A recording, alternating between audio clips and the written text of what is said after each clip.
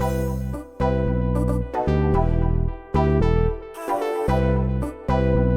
systems nominal. それでは早速全速前進 You don't know what the weak point of a mech is? The fucking pilot.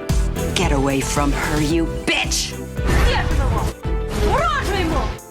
His papers say he was a raven. Protocol 3. A pattern blue! Welcome to On the Shoulders of Giants, a giant robot power hour discussing mechs across media, their stories, and why we love them. I'm Brian, and I'm joined heteronormatively by Alice. The lolly luli low. And Nico. I've completed 300 podcast episodes in VR. I'm ready.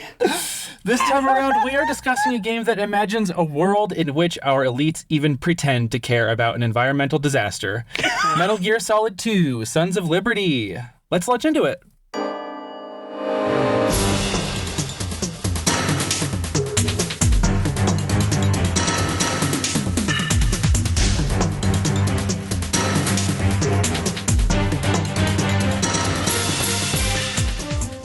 Let's be honest. They cared about it because it was a terrorist incident. They didn't give a shit about the ecological impacts. Can I give y'all my alternative line in case, because I wondered if Alice was going to pick the 300 podcast episodes thing. Oh, I also have an alternative. Oh, let's hear him. Okay. What's yours? Fuck Rose. That's mine. That's it. That's the whole one. Mine is, I'm an operative called Dyke. When I was a child, I had to hold back an immense quantity of water, and I've been to Holland. But I'm called Dyke because I'm a lesbian. I'm gonna cry. Why is that not the one you went with? I thought it was too long in the tooth. Those are both equally so good. I almost want you to have both for some reason. Put this whole bit in of we both had alternatives. Yeah, I'll keep that in. Honestly, Metal Gear, perfect for coming up with one-liners because really true. That could be in a Metal Gear game. Realistically, that could be in a Metal Gear game. When I tell you the vamp info on the codec call had me in hysterics. Oh my god. We can't get into vamp yet. Okay. I'm not ready. Okay. Sons of Liberty was produced in 2001 by Konami, kind of the same specs as the first game. Hideo Kojima. I believe it was even the same military advisor, Yoji Shinkawa coming back. Everybody returns. Yes. Jennifer Hale even returned, though she does not play Dr. Naomi Hunter. Yeah, I kept waiting for Dr. Naomi Hunter to pop up, and then I was like, oh, a child. A child, yeah. I can't talk about that either yet. This game is just landmines of the minute you step in one direction, you're like, I have to spend 15 minutes talking about this one thing. I have to sit down, yeah. I have to take a deep breath. I had heard that this was the game of all time. I didn't know how true that was. It is the game of all time. Sorry, Brian, continue. This is a PlayStation 2, obviously. I think the most important fact I can drop about this particular volume is that Kojima went as far as to replace Raiden's model with Snake in all of the promotional material because it was so tightly under wraps that we were not going to be playing as Solid Snake through the majority of this game. He was so extremely deliberate and strict about that not being knowledge. It was actually kind of like a discourse thing because people wanted to play as Snake and people didn't like Raiden. Oh, it's a big conversation. It's still a conversation. It's still kind of a conversation. So I guess actually the first thing I really want to ask is what are each of your opinion of Raiden as of the experience of this game? I'm gonna level with you. I was one of those people who was like, why the fuck am I not playing as Snake? Who is Raiden? Why does he have this annoying ass girlfriend? His sneaking suit looks like stupid shit. He's a fucking Bashoju boy. I hated Raiden when I first interacted with him, but having gone through the game with him and certain scenes, redemption arc, it's so real. All building up to his full redemption arc in Metal Gear Revengeance. But yeah, I was wilded when I learned you were playing Snake when I first played this. I was like, what the fuck? That's me. What about you, Nico? Raiden is my pick for special little guy. He doesn't know shit about fuck. His whole life is lies. He has beautiful hips. I think powerful transgender energies. I have no idea in what direction, potentially all directions. And I just think that I hope that Snake and Otacon adopt him. That was the energy. Okay. I'm like literally in tears right now because I just need us to play 4 so fucking bad. This is wild that you're saying these words to me right now. That was my energy. I'm in for Raiden as special little guy. Alice, has your opinion of Raiden changed? You know, I don't think he's as solid as he could be, but for what? So my problem with Raiden in this game in particular is he serves a narrative purpose, so he has to be written a certain way. And I think it hurts his longevity.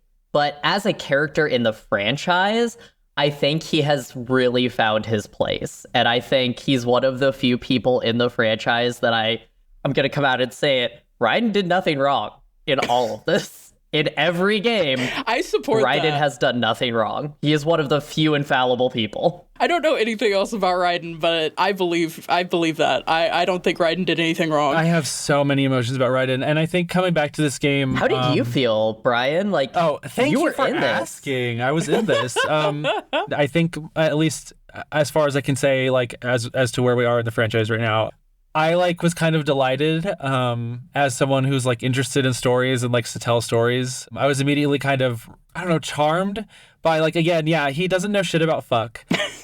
He's so wide-eyed and I feel like he has chubby cheeks, even though he's drawn anime style by shoujo style. I feel like he has chubby cheeks, and I think a lot of it has to do with Quentin Flynn's voice acting style. Real ones will know him as Cone from Bleach. But yeah, he's Raiden in Metal Gear as well. But yeah, I just his journey in this game is really, really insane. And I have a lot of things to say about him that are relating back to my interest in Dr. Naomi Hunter as well. I realize I only ever say Dr. Naomi Hunter. I never once in the Metal Gear episode just said Naomi. It's respect on her name. It absolutely is. I'm not her friend. I can't call her Naomi. She's Dr. Naomi Hunter. There's a part where Raiden is being interrogated about his trust in a Mr. Pliskin. Or no. It's about his trust in the idea that Solid Snake did nothing wrong. And the note that I made was, Raiden said, I read his vibes. Snake is alive and good and my friend. And that's how I felt when I encountered Raiden. He's alive and he's good and he's my friend. I'm in on that. Anyway. Just to get to the other kind of logistic stuff, I would say my playthrough of this, which was on easy mode, by the way, because I've played this game normally before and I just wanted to experience it again without having a problem, okay? So fight me. And I absolutely breezed through it. It was such an immaculate, honestly, experience. So my playthrough was 8.5-ish hours. I can easily see it be more 10 to 12 if you haven't played it before, because there can be a fuck ton of circular movement if you're not kind of aware of what's going on beforehand, which I think we'll talk about. Yeah. But yeah. And then just obviously it's the second part of this Metal Gear Solid franchise. This is when we deal with what the overarching thing of this series is going to be, right? This is where we're going for the rest of everything, is about this stuff. Also, Kojima got money now. When I saw the opening sequence and the whole bit, I was like, oh, Kojima got money now. He actually hired a Hollywood composer from of course he did. From Hans Zimmer's studio specifically for this. Off the bat, the soundtrack is fucking banger. The boss fight battle music, that little jazz cue-in, is absolutely immaculate. It's so good. But yeah, so without further ado, I can give a synopsis if we don't have any further thoughts at the top. No, let's get a synopsis of this very normal and real series of events that really happened on the big shell. Can you motherfucking tell me what happened here? Yeah, okay. Wait, we're including the intro, right? Yes, absolutely. Amazing. Metal Gear Solid 2 is told with an extended prologue in which Solid Snake infiltrates a tanker ship transporting an alleged aquatic Metal Gear called Ray. He brushes shoulders with enemies new, like Olga Gerlukovich. I'm going to struggle with that. Just don't call worry her about Olga. It. Olga. Just Olga. And old, like Revolver Ocelot, and becomes familiar with one of Metal Gear's weirdest plot devices, the sentient severed arm of Liquid Snake. No, this is not going away. When Liquid and or Ocelot destroy the tanker and escape with Metal Gear Ray, Snake is presumed dead and we jump 2 years into the future. A giant oceanic cleansing facility called Big Shell has been erected in New York Harbor to purportedly clean the slick left behind by the tanker explosion. In an event nobody ever could see coming, the facility is seized during a presidential examination by a group of terrorists calling themselves the Sons of Liberty, demanding a massive sum of money in exchange for hostages and the facility, including President Johnson himself. We join the POV of a new Foxhound recruit, quickly renamed Raiden, and revisit many of the conflict points of the first game in a suspiciously similarly laid out series of events as the crisis on Big Shell builds. Raiden is forced to navigate a massive conspiracy, hostage situation, and nuclear crisis as the Big Shell facility falls away to reveal a skyscraper-sized weapons platform called Arsenal Gear, which immediately crashes into Manhattan. At the end of the day, the Patriots remain elusive, Raiden's plotline is neatly wrapped up with a little bow and will never come back to it again, and he's happy. And Solid Snake finds himself on the hunt for an enemy he will pursue until the end of the franchise. The end. And that's it. That's where the series ended. That is what happens in this game. You are correct. That is what happens. You did that so clean. How do you normally clean up a tanker spill? With a giant hexagonal fucking molecule-shaped ass, completely highlighter orange facility in New York Harbor, duh. How do you do it? Obviously.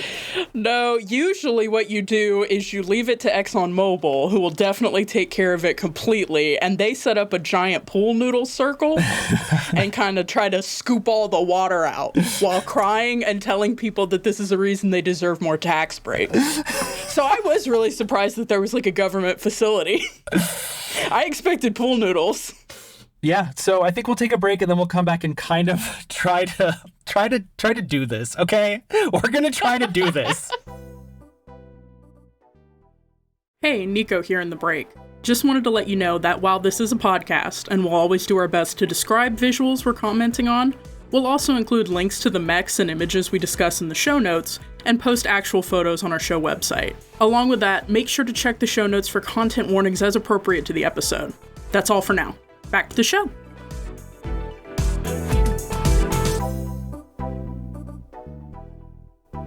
I'm sorry about the edit time on this one. You know what? This is the one I have probably the most to say. My notes on this.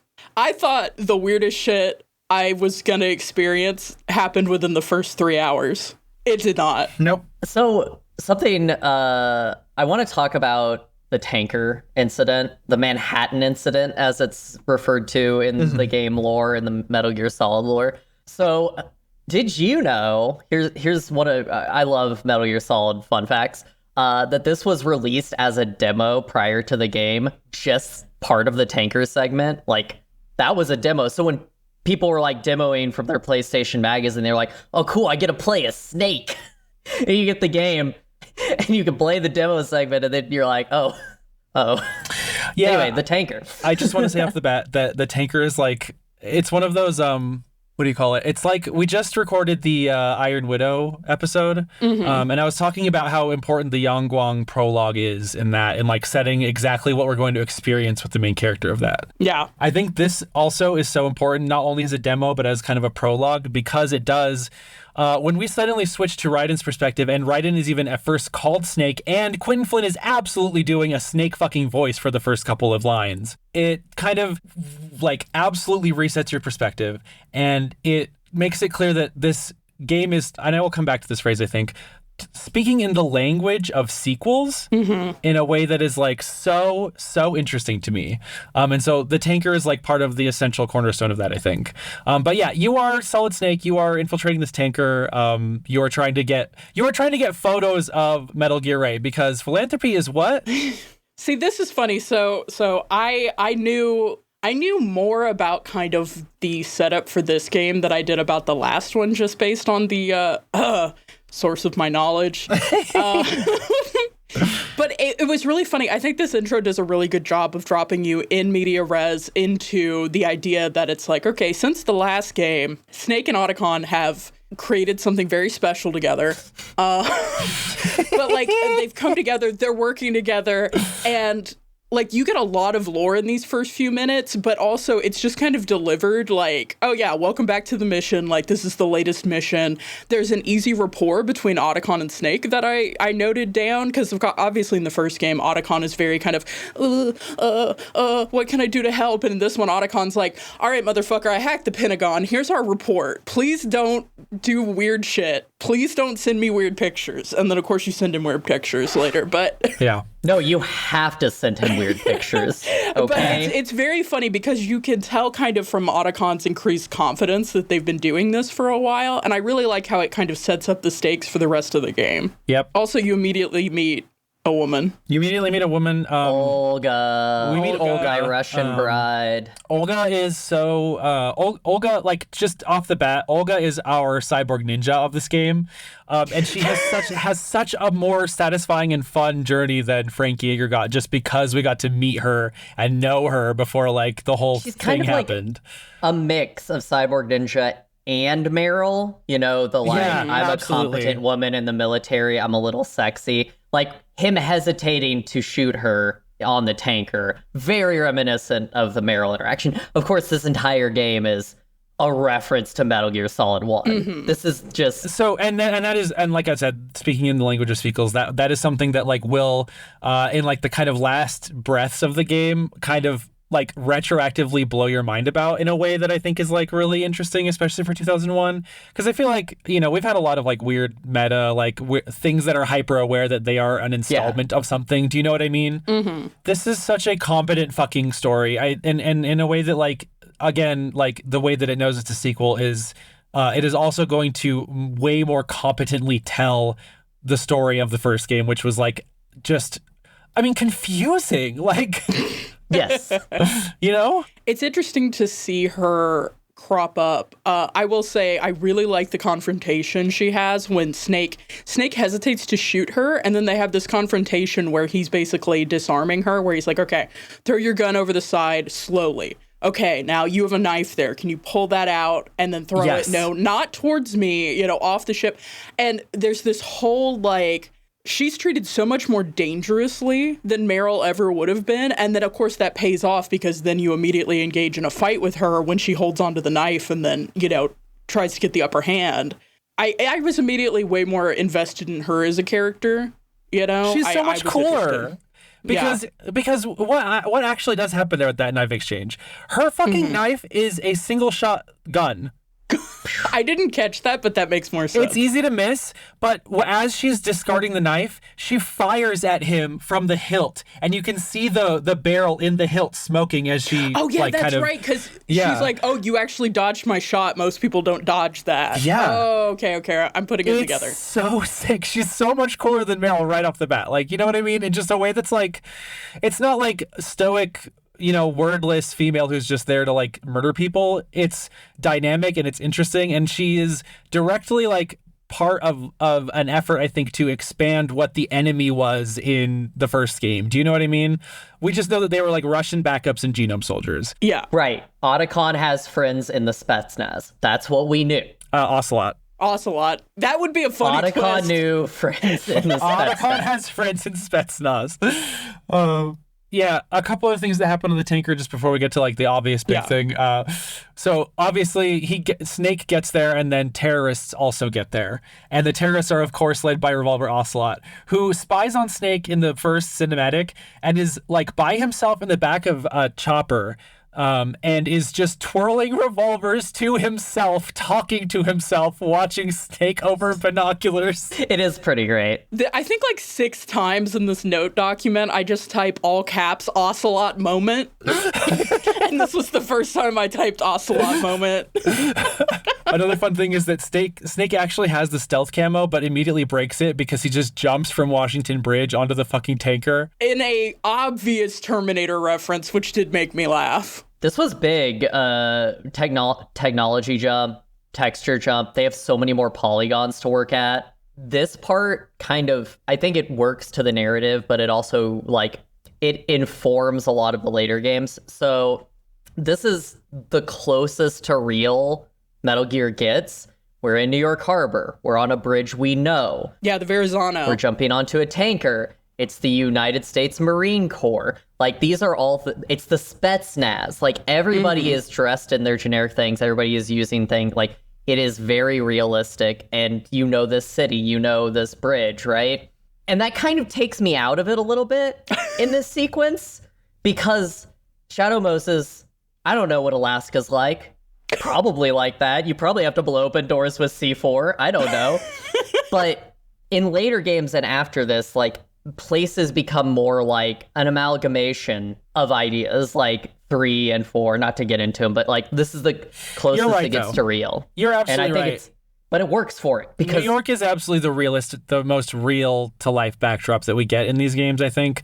And it's interesting. I think you're right that it changes the vibe a little bit. I don't know that it's for worse for me, but I totally agree. I think it adds to it, because I think there were a lot of people. So I'm going to talk about Metal Gear fans. I'm going to start at the top here and say Metal Gear fans are sick people. Oh, I know. I've been in the Tumblr tag. You're also friends with us, so like, you know, we're not okay. But after the first one, and in the 3 years leading up, like, the discourse about, like, oh, Solid Snake is a badass, he's an action hero, I want more stealth, I want more tactical espionage, I want more of the realistic military otaku bullshit. And so the first part is really much that. Like, it's, even with Revolver Ocelot doing Revolver Ocelot things, it's closer to the infiltration, the sneaking, all of that. We're in New York, we're doing things we know. Cut to Big Shell. And we go back to the wacky Metal Gear, right? It seems, I just assume, I'm going to impose feelings on Hideo Kojima. I just assume he kept hearing about Snake for so long after that game that he was like, fuck these guys, fuck these giant nerds. I mean, he hates his fans sometimes, and I don't know. That's it. I just want to say Metal Gear fans are sick. I mean, he's talked about this.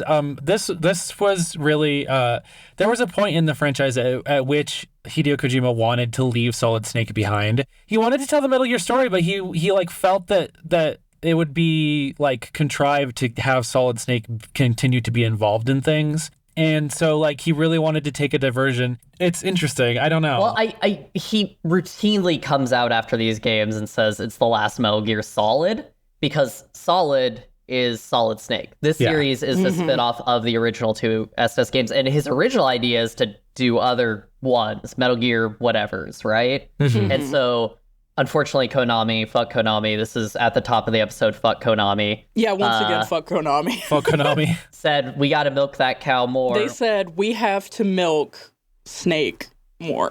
Unfortunately, for people not doing that anymore, it ended up unfolding into one of the greatest single character stories ever told. So, like, I don't think they're discouraged from doing that, unfortunately. Yeah. Anyway, I think the funniest part of this opening bit for me is that the objective is for you to non-violently infiltrate this facility, or like not non-violently, but the whole thing is you have a trank gun. Like, the whole idea is that you create as little disruption as possible to get in there and take photos of Metal Gear Ray so that Otacon can like go to the journalists or whatever and like put pressure on the American government, which in 2024, the optimism that is present here about the power of the media and the power of the internet is beautiful and heartbreaking.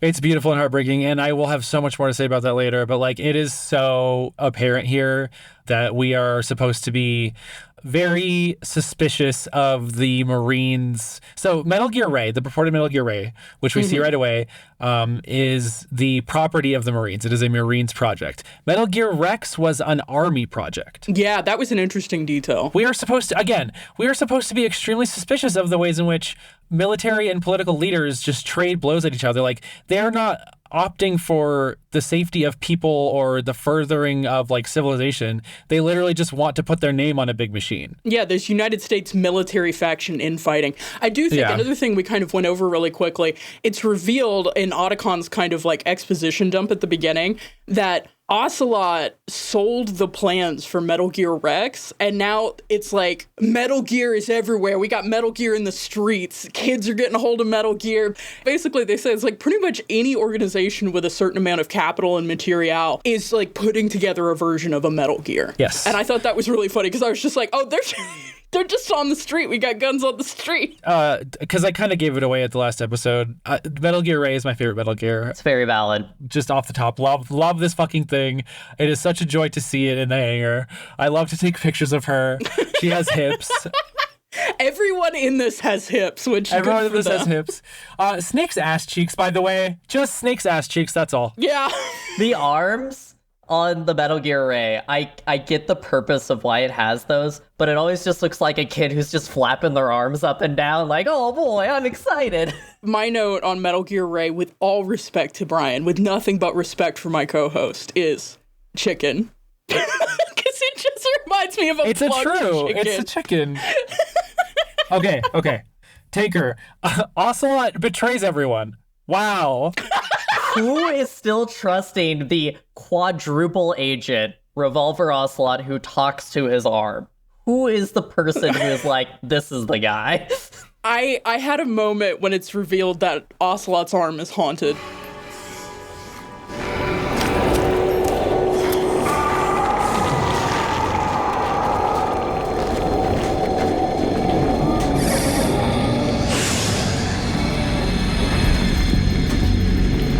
It's been a while, brother. It was so funny because in the last episode I was like, wow, I really hope Ocelot gets a robot arm so he can keep doing gun stunts. And you both like had an intake of breath that when I was editing, I literally told you, I listened to this episode today. I literally told you, unfortunately, it's so much weirder than that. I know. And so when I saw the arm and it's like possessed by liquid, I was like, I thought somehow the arm was going to be racist when you said it was going to be worse than that. It's so much weirder than anything I could have conceived of.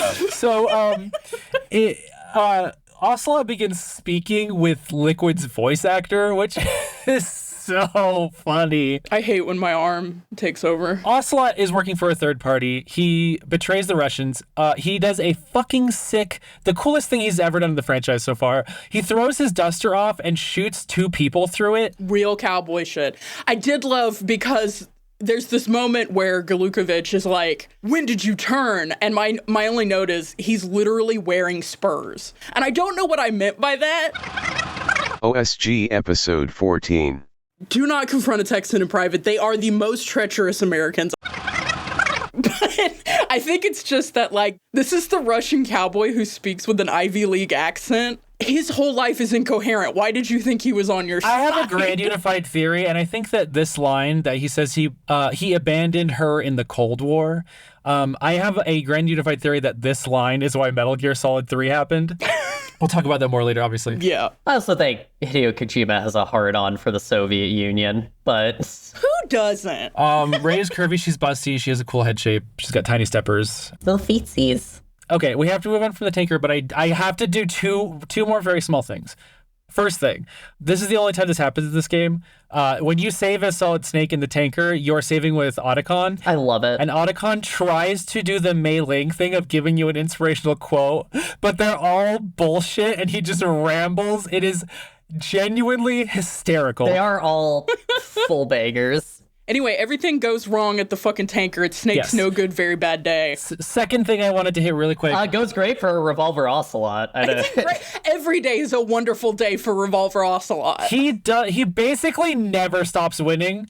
But the other thing is that Ray can absorb water and like pressure wash out of its mouth in like a big laser beam, which is okay, that's what that was? I did not know. I was like, it has green laser. A big deal that is made of how it dips its head underwater, and you can see the water level lowering as it sucks in water to this laser beam attack. Oh my god, it's like those lizards or snakes or whatever that spit water. That's so funny. And then the second thing is that it has a fucking shoujo anime, or fucking, I don't know why I mixed those two up. Shonen anime stare down with Snake, who's floating in the water at the very end of the sequence. It is so dope. That is reason number one, Metal Gear Ray is the best Metal Gear. I will get to reasons 2 and 3 later. All right, part 2. We are at Raiden's introduction, which is Snake's introduction, but it's this little twink. What do we make of this? This is the thickest twink God has ever put together. It's great. The only twink to not have a thigh gap. It's so funny because there's a moment where they're talking about his sneaking suit, and he's like, it puts a lot of pressure on my torso, and I immediately was like, this is a corset. Like, It's a corset. Like, any sneaking suit you look at has lacing, but Raiden, they really were like, let's go. And it has a mullet window. I cannot emphasize enough that he has a hood that has a rebreather, and there's a little window for his mullet to fall out the back. I'm gonna level with you. Every time I see the intro sequence with Raiden and his little tushy, all I can think of in the back of my head is we really need to make Metal Gear appeal to a female audience. Because that's what Raiden started as, and what he became was even better. I love how they're like, what do women like?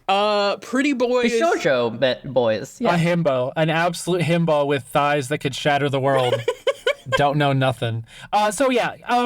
Right off the bat, just, Campbell is back. We are doing the same thing. Big shell, the big facility. This is 2 hexagons stacked on top of each other. It is very, I'll talk about it in a moment, actually. The thing about the Raiden sequence that's very fun to me, and again, like this game telling you it's a sequel, and it knows that you have questions about that, right, is that you are following Solid Snake. You see his ass as he ascends the elevator as you enter the area, right? And it's like the same room layout and everything. It's literally the beginning of Shadow Bosses, including the underwater infiltration. Except everything's orange and like pale green. Oh, can we talk about the other thing I heard about this game? Oh, sure. Which was that originally it was supposed to be set in the Middle East. Yes. And Kojima went, that's a little politically fraught. Let's make a terrorist incident in New York City. Wait. We have to talk about this later. Hold on.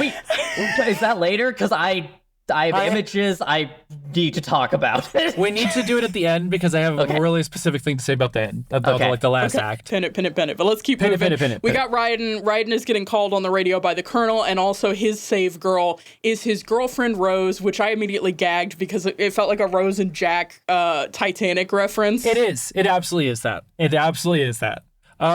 I really dislike Rose's character. Just like, I find her like. It would be one thing if she were a bad person, and I think she is a bad person. Fuck Rose. And like that were in a compelling way. Mm-hmm. But she's a bad person, and also she's like utilized in this really, really like soul crushing. Like everything she has to say to Raiden is just like about how he's an emotionally unavailable army dude, and it's like his story is more than that, and I think that's fun. But her shit with it is like so. It just grates on me. I can't explain it. It's really funny because there's a part during this point where Raiden has like an episode of derealization where he's like, is any of this real? And it was so funny because I took that moment to immediately develop the theory that Rose wasn't real. And I wish that had been the case. Oh, this that's whole a great game, I was like, when are we going to Raiden. find out that Rose is not real? Right in, not Raiden. Right in, sorry. Anyway, we meet Raiden and then we meet the other most important character in this game, Dracula. Vamp is a member of Dead Cell. Born in Romania, his specialty is knives. But I guess you know that by now. When he was just a kid, he lost his family to a terrorist bomb that went off in a church they were attending.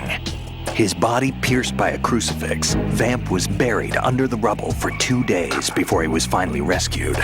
During those 2 days, he survived by feeding on the blood of his family to quench his thirst. That was how he acquired a taste for blood. So that's why they call him Vamp. No, Vamp isn't for vampire, it's because he's bisexual.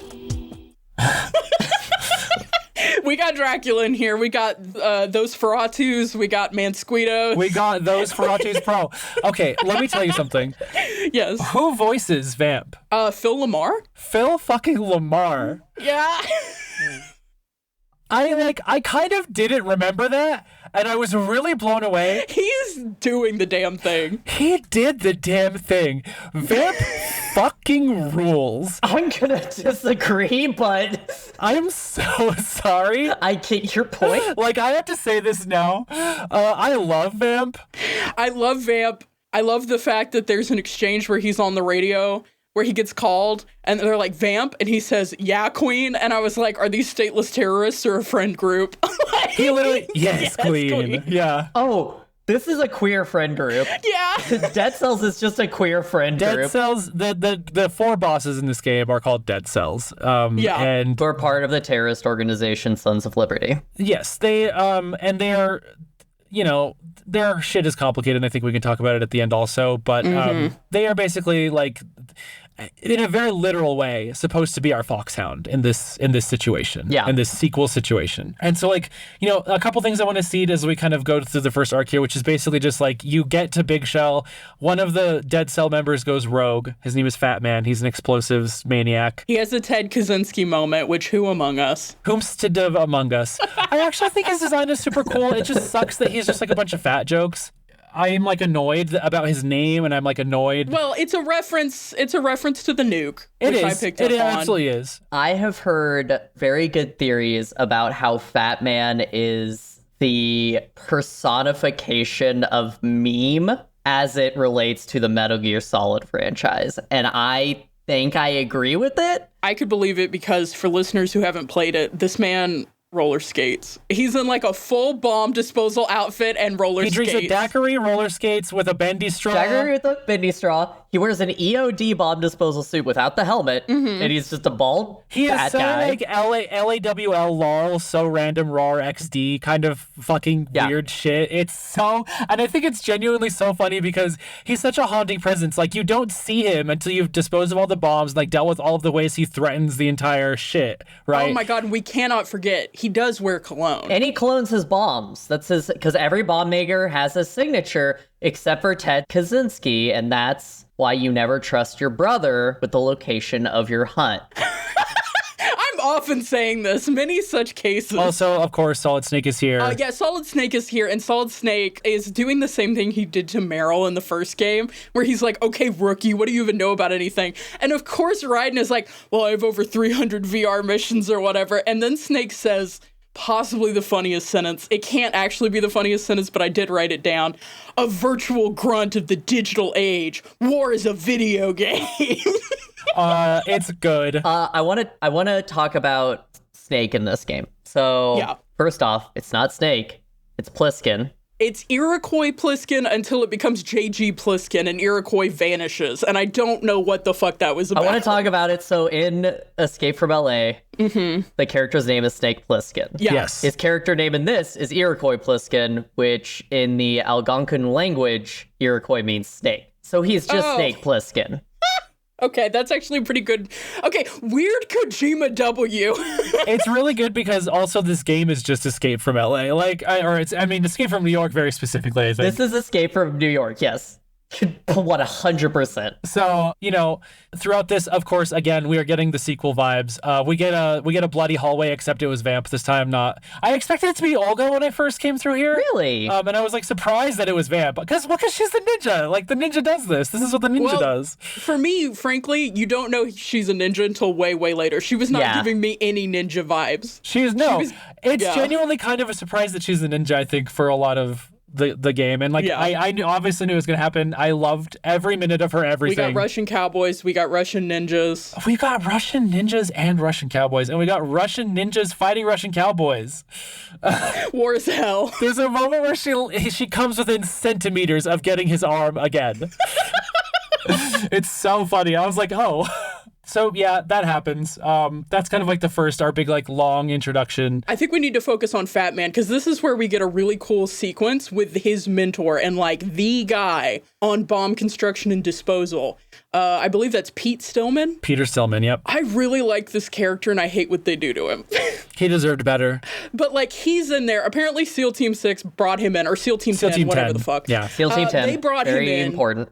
Because they suspected there were going to be bomb issues and like he's the guy. He writes the textbooks. If you do demolition, you're looking at his work. And so he starts your like next phase of like mini quests, which is he gives you the background on Fat Man and sends you to go find explosives. But my favorite detail he gives you about Fat Man is that Fat Man apparently built an atomic bomb when he was 10. Where did he get that? Oh, I forgot about this. That's so funny. They just throw shit like that in these games. They just say shit. So the other thing that's important about Fat Man is that he doesn't know about any ransom. That's like our first clue that something is wrong here, right? Which you chalk up to him being a crazy guy, right? Like, he's just he's one of the weirdos who's just here. Like, he literally is like, I'm going to blow this up just to blow it up. I don't care what the rest of Dead Cells is doing. fuck it. Yeah, he gives kind of Vulcan Raven vibes, because Vulcan Raven seemed to be doing his own shit. And they're not very similar at all, but like it is kind of an interesting, it's like, okay, here's the guy on the crew who doesn't care about what we're doing. I think you're right, and I think it's a run at that again is like a little bit more, there's a little bit more to him in a way that I think is fun. Yeah. But like this sequence where Raiden is getting the lowdown on, it's so funny. Raiden is so worried about the fact that he's never defused a bomb. Snake's like, yeah, whatever, we'll figure it out. And Raiden is like, hey guys, I don't have my VR certification in bomb disfusal. And so Raiden basically gets raised by two dads in the form of Snake and Pete Stillman, who are like, listen, kid, you're gonna be okay. Pete Stillman's like, don't worry, we have Febreze. But it's really interesting because this is, again, where we get another hammer on the theme, which will be hammered into our heads with fucking railroad spikes at the end of this game, which is like, parents and children and what we pass down. Yes. Because Pete Stillman is very upset by the fact that he taught Fat Man pretty much what he knows. How your legacy will be inherited, and also the ways in which like cultural transmission behaves like genetic predisposition, and how those can both be transposed onto the ways in which we interact with the internet and try to pass on memes. Do you know what I mean? Like that's the that's general. Exactly the same. Yeah. Well, that's what Kojima thought at the time, at least. Well, very optimistically, I think. Memes. Stillman at one point says, demolition is a kind of ideology. It makes no exception for time or place, which, okay, King, I don't know what you meant by that, but... Yeah, that was nothing. So a couple things that happen here at like the end of this part are just that you have a really quick fight with Fortune, which is just about surviving as she fires. What's that? A handheld railgun at you. An anti-air handheld experimental railgun. Fortune is my favorite. Agreed. Fortune fucking rules. In one of the coolest sequences so far, we fight Fortune briefly, and then Raiden tries to fire at her, and one of the bullets gets redirected right between Vamp's eyes. It fucking rips. It's so good. And she like has this moment, and her music plays, and her theme is like the best song. Sax solo. So her song, titled Fortune, is a sax solo song.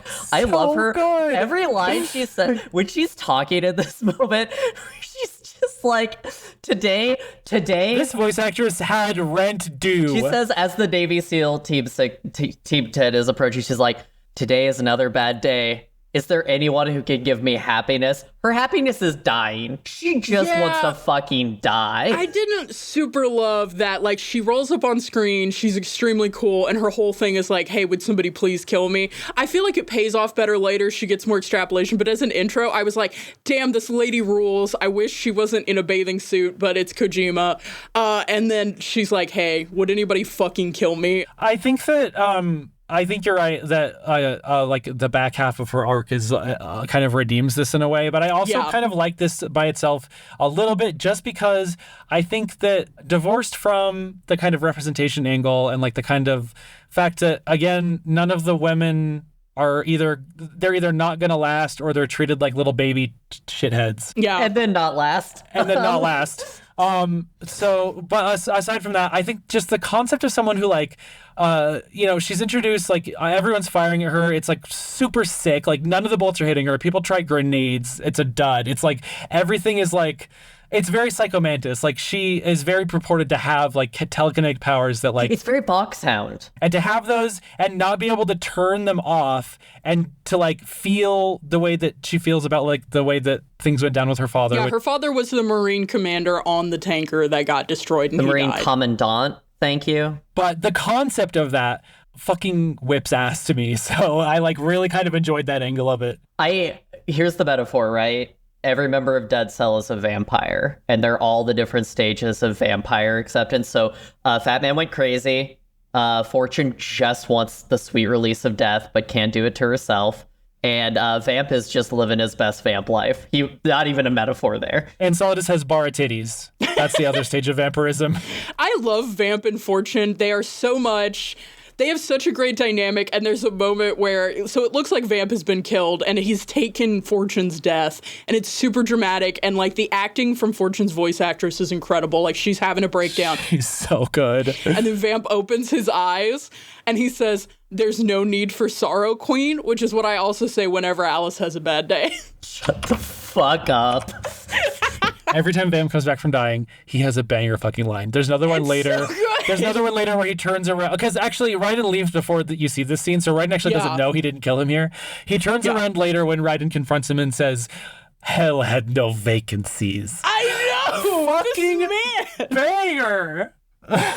Eventually, Raiden goes up, you get to the Fat Man fight. Yeah. You have to run around, he's planting bombs, you're having to stop the bombs. One of the most fun boss fights in the Metal Gear series, in my opinion. I thought it genuinely was super cool. It's a great idea. It's a great, fun idea. Did you know the bomb placements are randomized, so you can't memorize this fight? And some of them are in a weird place, like on top of a shelf or whatever. There are a couple of Easter egg ones that are like very random, low percentage that are just wild too. It's good. So who are we introduced to after this? Who confronts Raiden as he leaves this situation? Is it the Cyborg Ninja? It's the Cyborg Ninja, and it's our second drop of the Lolly Lule Low. The Lolly Lule Low? Lolly Lule Low. Yeah, that has been getting mentioned. And the Cyborg Ninja gives Raiden a Nokia, which is good, because he should be playing Snake and contacting a plug to get party drugs before he goes to a rave. Like, he should be at the club. First mention of the Patriots by name is in this section as we we're here to kind of deal with the hostage situation, mostly to rescue the president is like our big goal, I think, right from the outset. Mm-hmm. So we're prioritizing that now after dealing with the Fat Man bullshit. And Cyborg Ninja helps with that, which is interesting because she clearly appears to work with who we are, at this point, I think, safe to say the Lolly Lule Low are the Patriots. Yeah. A sentence that means nothing, and yet it means everything. The Lolly Lule Low is the Lolly Lule Low, which this is a reference for Brian, that this entire recording I will only call them the Lolly Lule Low. Oh my god. Because I have no ability to call them something else. That's crazy. Is it because of... Never mind. It almost seems like... plot noises. The Patriots want Raiden to succeed in his mission. Plot noises. Weird, right? That the Lolly Lule Low really wants Raiden to succeed in this, and they're sending in a Cyborg Ninja to help. This section is like the most bullshit task. Like, I love it so much. You are supposed to go and get a directional microphone so that you can hear the pacemaker of the informant that you're supposed to contact, so you can get the location of the president. Because they have hostages. Yeah. And the only way you can tell which one is the informant is by hearing their pacemaker. The directional microphone is great because it comes in like for just the most random weird cutscene thing, which is you have to point it at the direction of the things that are happening, because if you don't, A, the audio will get quieter, and B, the subtitles will get smaller. It's really funny. Good. So you use this to listen in to Ocelot talking to the boss of the Sons of Liberty, who is calling himself Solid Snake, who looks like absolute daddy version of Solid Snake. I'm obsessed with him. Sorry, I have to get this out right now. Dilf alert. Dilf alert. He has a suit that gives him bara titties. And bara tentacles. He's a banger character. He's so nothing and such a dumb thing to have in a franchise, in my opinion. But also, I love him. So they have a conversation about, basically, the ransom was not a thing necessarily. We've already learned at this point that Big Shell is a cover-up. Right now, we're just under the impression that it houses Metal Gear Ray, right? That's what we know so far. Mm-hmm. Right. And so to kind of exposit on the ransom thing, we find out that Solidus Snakes, or at this point calling himself Solid Snakes, goal is actually the launch codes that are like wired to the president's fucking DNA. It's like, again, we are digitizing the human genome. Like, that's what I mean when I said that stuff earlier. Yes. This is all also a ploy to directly defy the eponymous patriots. Sorry, the Lolly Lule Low. The Lolly Lule Low. Again, we get this full motion FMV speech about what it means to have nuclear armaments exist and the repercussions and thoughtlessness with which we deal with them in our modern age. Yeah, I wonder if Kojima's worried about it. Ocelot walking up and discovering Raiden is genuinely frightening. He is so threatening. Yes. It fucking rips. Like, I genuinely forgot what happened here, and I was like, oh, damn, this is, like, intense. There's a very funny callback here because Ames, the informant, dies of a heart attack. Yes. And it's implied for you, or it's set up to look for you as if this is a Fox die death, and it's not. It seems like he literally just, like, had a heart attack because his pacemaker failed. His pacemaker failed because Ocelot is a walking EMP. That is the kind of twist at the end. Well, this is the part. So we're starting to see a lot more aerial shit happening because apparently it's a tradition in this game that you have to fight an airplane on foot. You either have to find the Hind D, you have to fight a Harrier jet. This is one of my favorite things ever. Yeah. This is one of my favorite fucking things ever. Nico, you may now look at the meme that Alice spoilered in the Metal Gear Solid 2 chat. Please? Oh, live, I get to check a meme. Okay, Yes. All right, I'm going in there. I haven't looked at this. I think about this the whole thing so long. Yeah. So, in this scene, the 43rd president of the United States surfs on a Harrier jet being flown by a vampire, and that's Metal Gear Solid. That's Metal Gear Solid, baby. It's Metal Gear Solid. This sequence rips ass. Fucking Vamp is tearing across the water, running on it like a fucking anime Looney Tunes ass motherfucker. He can walk on water, yeah. Snake is yelling and having a full-on helicopter battle with fucking Solid as Snake in the fucking Harrier jet. Up to this point, there's been like this like question where they've been kind of playful about, oh yeah, that's JG Pliskin, that's whatever, you know, it's blah blah blah. And then finally at some point Solidus or someone says, this is Solid Snake, and Snake goes, No, that is not Solid Snake. which I have seen over and over, mostly about the scandal when I believe it was Super Smash Brothers and then Fortnite. They robbed my man of his ass. Yes. But this is a fucking banger, legendary to me, David Hayter delivery when he says, no, that is not Solid Snake. It's so good. Oh, he embodied that character so well. He became Solid Snake. Literally. He kind of almost looks like Solid Snake if you look at him. He does? Yeah. So you fight an airplane on foot, you get a stinger. You get a stinger. Obviously, it's literally the Hind D fight, but then it ends with a healthy snack for Metal Gear Ray.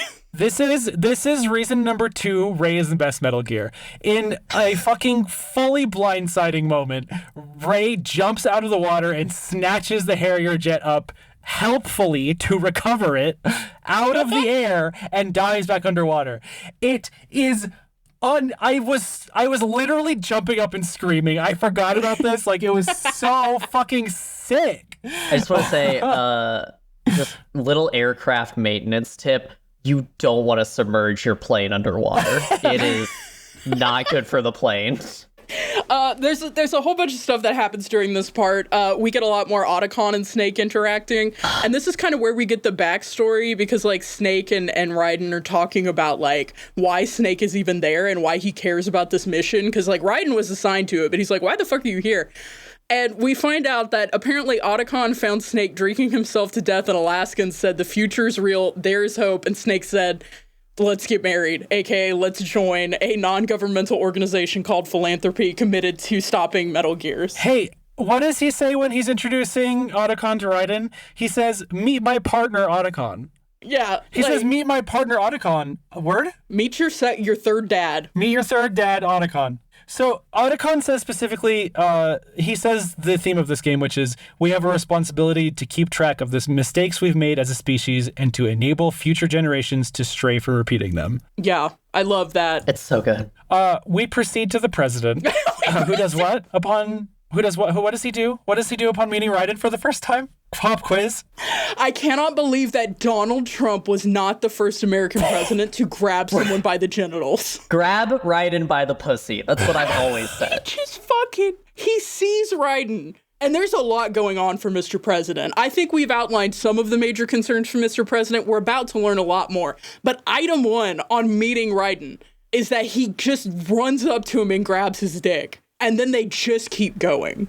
So I think my read on this is that the only other Lolly Lule Low operative he knows is Olga, who doesn't have a dick. So maybe he was checking for dick. I'm not sure why he does this. There's another crotch grab in the franchise that is very, very plot contrived, and you know exactly why he's doing it.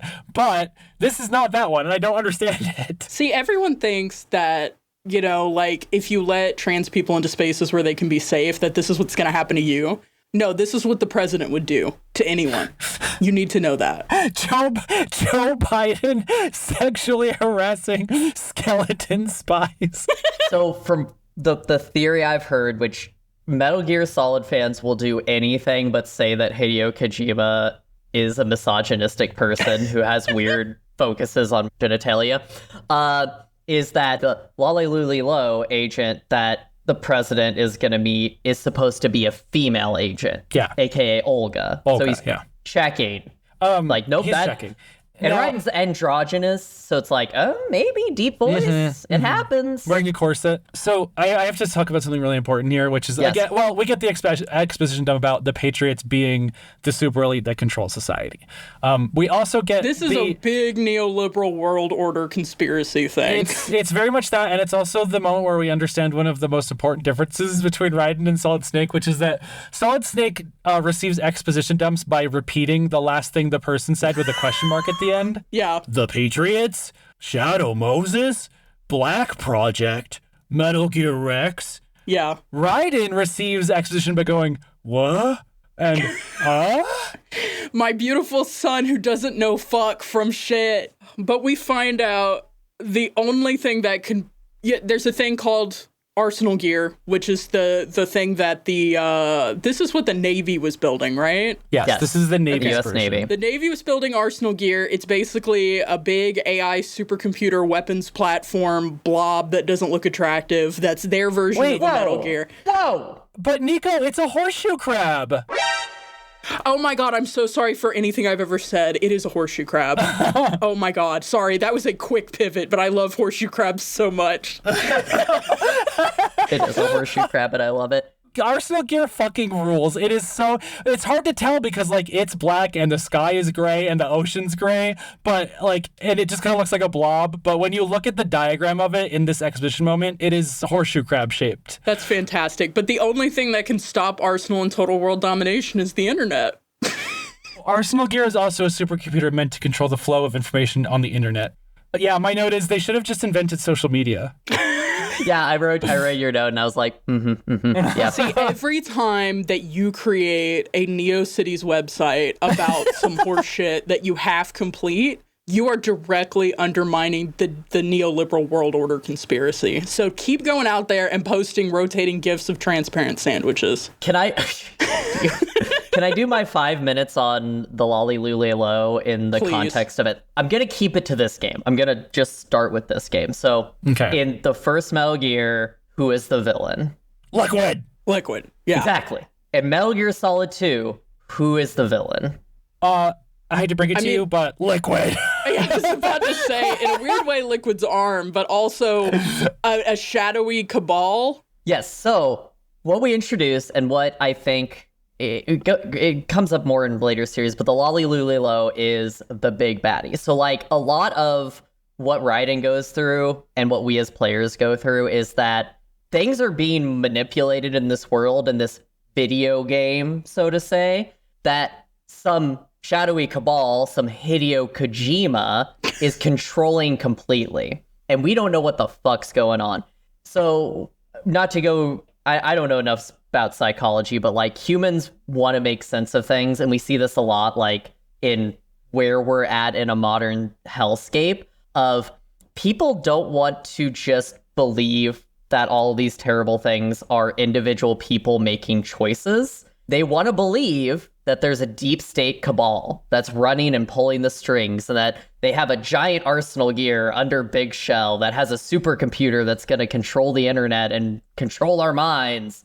When it's, yes, comma, but there are people like Solidus and Revolver and Liquid who are just bad people doing bad dude things. Yeah. And I feel like Lalilulilo is speaking to the human condition of wanting there to be order to things and not chaos. Like they have a quote that I think captures that later, and it's at the very end, and we'll talk about it at the end more, I think.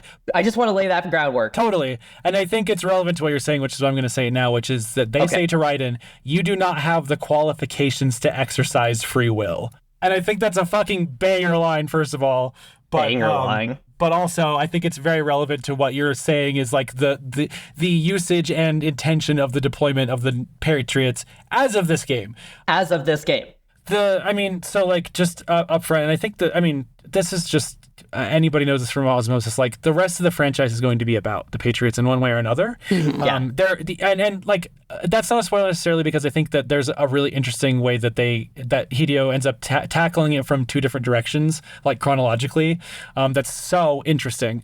And can I say, as a layman, I think it's an interesting move to make, because I think the alternative, if you don't have the Patriots and you don't have philanthropy arrayed against them because the Patriots are making use of Metal Gear technology and stuff, I think then if you wanted to continue having a series about Snake and the various characters he encounters and like the different things he gets up to, you would have to have Snake working for an organization that's like the good version of the Patriots that would keep deploying him. So for you to get continual games, if you don't have an overarching bad guy who can keep setting up scenarios for Snake to be involved in, then what you have to do is, on the flip side, really focus on the fact that Snake is an agent of some kind of body. Yeah. And he is doing world police shit in terms of going to unconnected disasters and situations. That's, I think, such a smart thing that this franchise does with him now, too, is that they make him basically the opposite of that, which is that he is not figured into the simulation. He is an outside actor. He is not supposed to be here, and he is not supposed to be alive. Yeah. Which also works really well with the narrative of this game and what Raiden is, and how Snake as an outside actor is disrupting the simulation, right? Sometimes if your dad isn't absent, that affects things. Well, unfortunately, we have to talk about the last part of this part, which is the Emma Emmerich. Oh my fucking god. They do Emma so fucking dirty. Holy shit. Hal Emmerich, Otacon's younger sister. I don't feel like we've said that. Anyway. Emma's the smartest computer engineer ever, the greatest AI engineer ever. She's so fucking smart. But they write her like a little bitch. And they write her like a little girl, to be specific. She is very infantilized. And like, they're trying to hit the same notes as Otacon, but because she's a woman, they hit differently. And she's like not allowed to be a grown woman who's afraid. She ends up being a little girl who's afraid, very different from the way that Otacon is a grown man who's afraid. Right. I say this because they both piss themselves, but they're very different I was vibes. just about to bring up the fact that they both piss themselves, and basically I agree with you that it's kind of... We got our second piss. Locker. She pisses right in the locker. The thing with Emma sucks and it doesn't, to me. Oh, yeah. So getting to Emma, you fight Vamp again, which is like the hell had no vacancies line. That fight is actually... You have to get to her specifically because there is an AI in Arsenal Gear. You need to poison the AI. The president gives you the lowdown after the president grabs your genitals, but before he forces you to kill him. He gives you the lowdown on how to poison the AI. And an integral part of it is deploying a virus on a CD. Shout out again to CDs being the most important physical media in this franchise. Love CDs. And he's like, you have to go get Emma Emmerich. She's the only one who can like deploy this. So that's why you get de-pissed and you acquire a child. You get de-pissed and you acquire a child. You fight Vamp, and this fight's like really lame. He throws knives at you that travel at like 0.006. It's his worst fight. Like, yeah. You quote unquote rescue. This thing with Emma, it sucks and it doesn't. I am actually I liked her character a little bit more this time, just because like while she's infantilized and don't think we need the having a crush on Otacon. I think the family's fucked up enough. Thank you. Yeah, the ciscon, the brocon stuff, really, it's a little too anime even for this. And it's just like, why? That's what really sours it to me. Yeah, she could have lived. Yeah, she deserved better. Yeah, it sucks that she was fridged. But I think that this is so evocative, and it's so affecting the way that this short journey with her is so harrowing. You have to get her through this submerged hallway. She has very little air. You have to take very good care of her, and then you have to snipe for her as she crosses this water bridge, and it's just so dangerous. She's dependent on Raiden at all times. At all times. Like, she has a trauma specifically about going in the water, so you have to swim for her. Yeah. Apparently, at some point, she was injected with something that weakened her legs, so you literally have to take her by the hand and guide her everywhere. And then when she needs to cross a part after her legs have recovered, you have to snipe for her and protect her. Like, at all times, she really doesn't have agency. She is completely dependent on Raiden for her survival. And then it doesn't even save her, you know? Yeah. And there's a weird repeated through line here with people having fake disabilities in this game. There's Stillman's leg. Emma doesn't actually need glasses. She wears them, we find out, because she misses Hal Otacon, who wears glasses. And it's pretty hard because That's why I wear these. Yeah, I mean, that's the only reason I wear glasses. I always these are fake. Glasses. I just really miss Hal Emmerich at all times. At all times. That's me. But no, I was gonna say, like, I think the family stuff would have been interesting in the sense that, like, there's an interesting character note there, which is that both Hal and Emma really wanted to be loved. And later on, you find out that Otacon had a relationship with his stepmom. He was, I mean, the game is not... He was groomed. He was groomed and raped. We have to say it. Yeah. He was 17. And the game isn't, like, equipped to say that. If you look at the timeline, I don't think he ever says this outright. If you look at the timeline, he was 17. Yeah. And then, like, they're both looking for love in the wrong places, not to quote a country song randomly, but, like, she is looking for it from Otacon. Otacon is looking for it from their stepmother. Like, this could be an interesting note in competent hands. Unfortunately, in the game that it's in, with the writers that it has, it comes off as just, like, gross and tropey. Yeah. I mean, no one in Metal Gear, none of the character actors of Metal Gear should date. They should go to therapy first. That's my whole thought. Unfortunately, Snake was never going to go, so Otacon is the best bet. One of the things that I think is extremely affecting and cinematic, and the reason I think Kojima makes video games, not movies, is in the sequence, which is the game makes you fail at saving Emma. It makes you shoot Vamp when he has a hold on her, and then it reveals that you failed to get him in time, no matter what happens. He stabbed Emma. No matter what. It makes me cry every time. We played Armor of Stir like right after I did that, and I was like I was wiping tears off as I started the game. Oh man. Yeah, so it's miserable. She dies.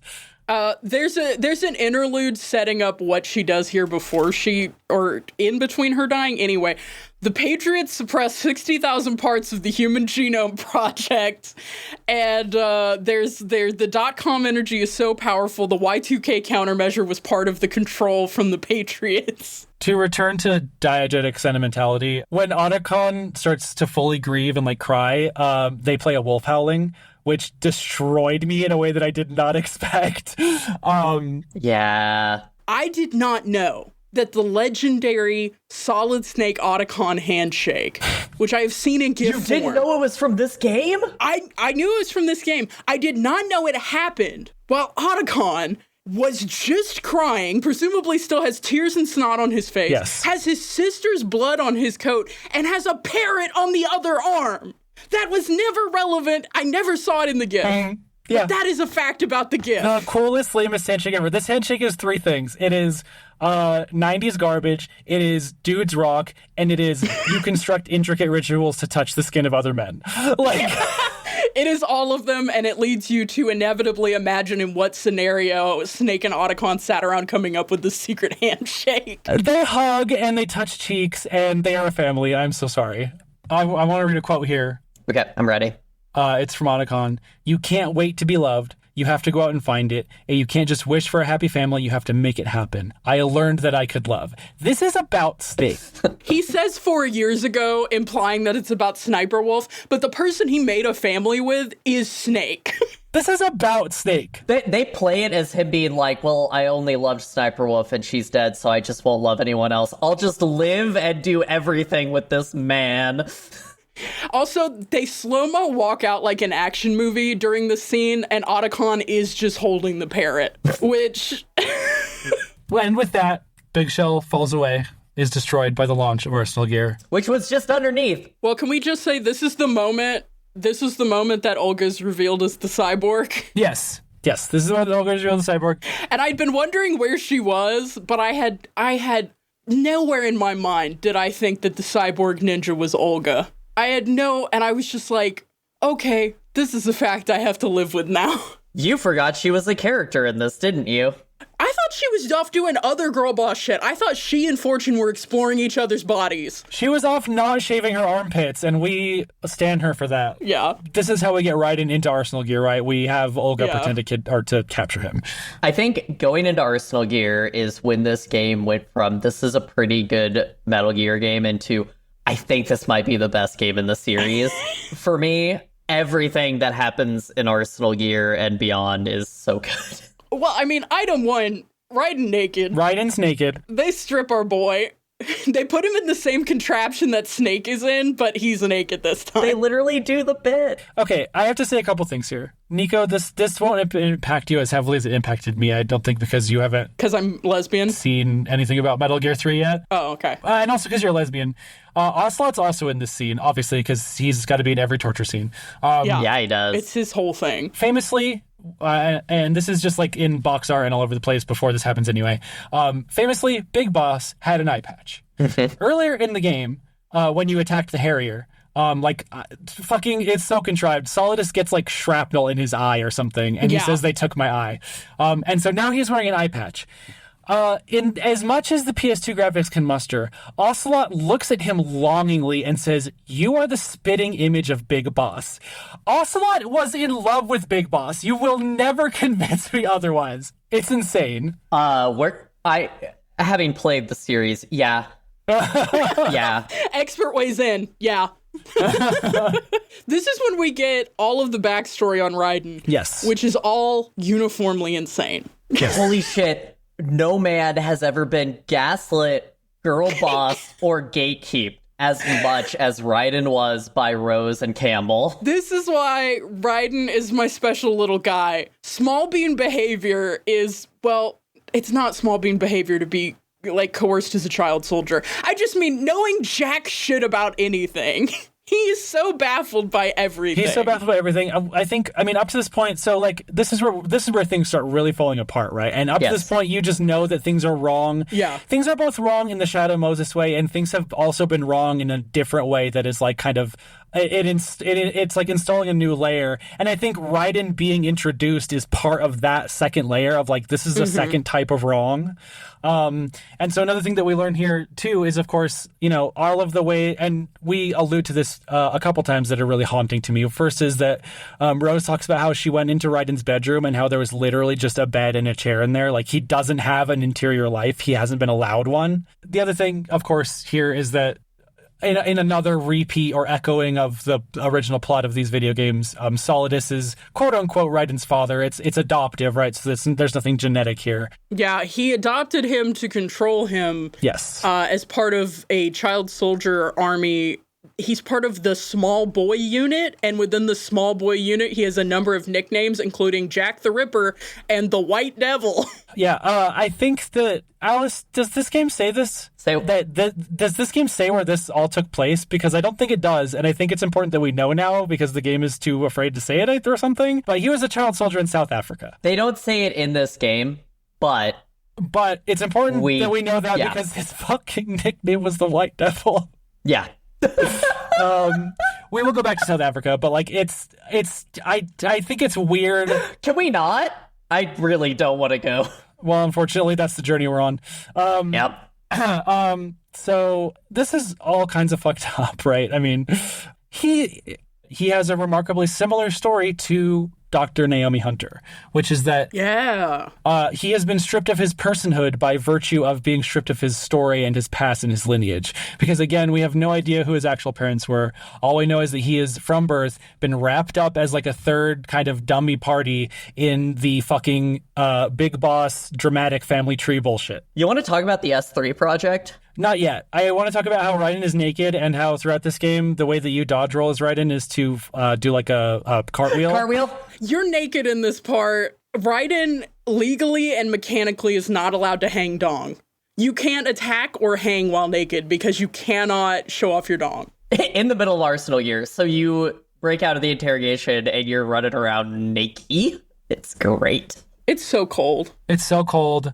We learn a couple things. Snake is here, Olga's here, they're working together. The Patriots have Olga's daughter, that's why she's working for them. We get Raiden's stuff back, and Snake says a couple things here, one of which is about the infant ammo bandana, another one is like, he's like, how do you walk around like that? It's so funny. Yeah, I love their little banter. This is very buddy cop movie, and I just love, Snake and Raiden together is so good. It's so good because up to this point, one of the awesome things about this game that I love so much is that Snake is literally just on his own little adventure, and we never know what the details are, and we never will, and I love that about it. Yeah, he's just doing stuff. He appears, and I also love that, like, the level of trust Raiden puts into Solid Snake is so much, not just as a person in Foxhound, but, like, as a mentor, as a guide, and just, like, the one person in all of Big Shell who isn't treating him like a fucking idiot.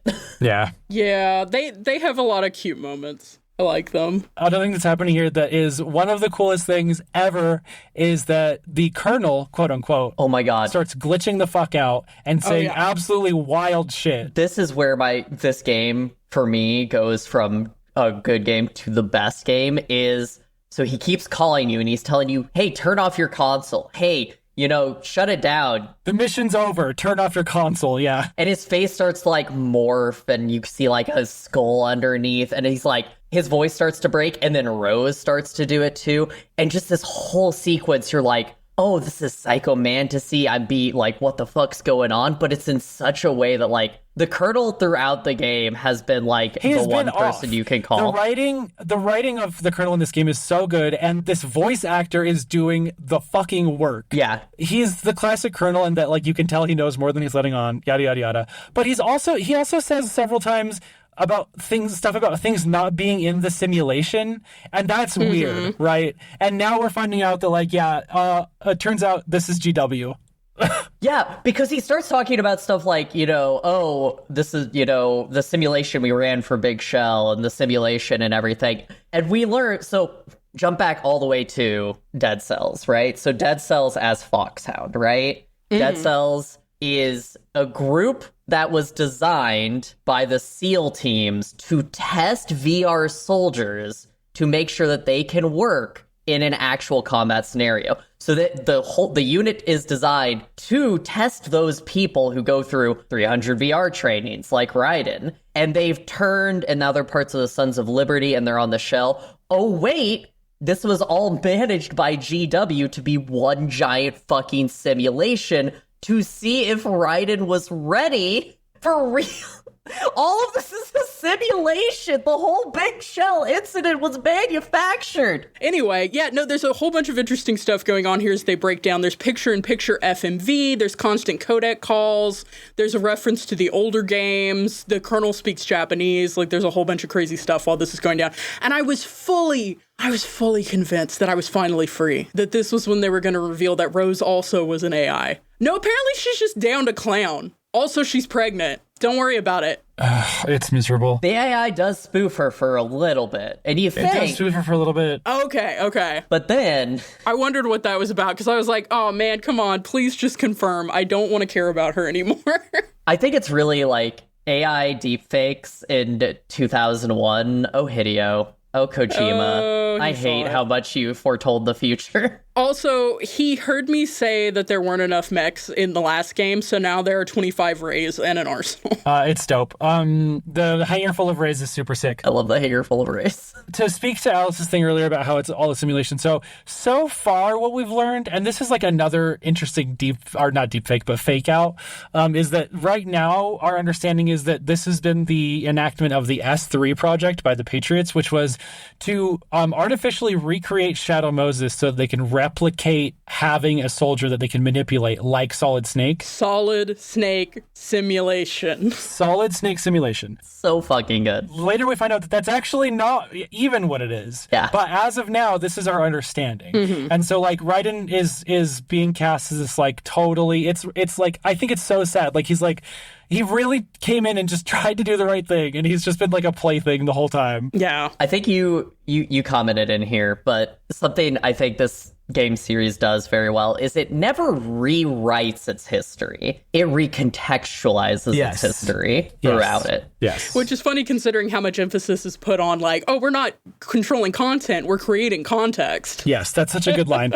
And like another thing about this too that's just like that I read about in like a couple different interviews and like different things people have said about this game and the kind of cultural moment in Japan at the time, which was that the government had mandated like a new series of like historical textbooks, which like absolutely fudged and made light of a lot of the things that Japan did during World War II. And so a lot of the things that are in this game about the responsibility of information control is Hideo Kojima definitely outspokenly thinking about that.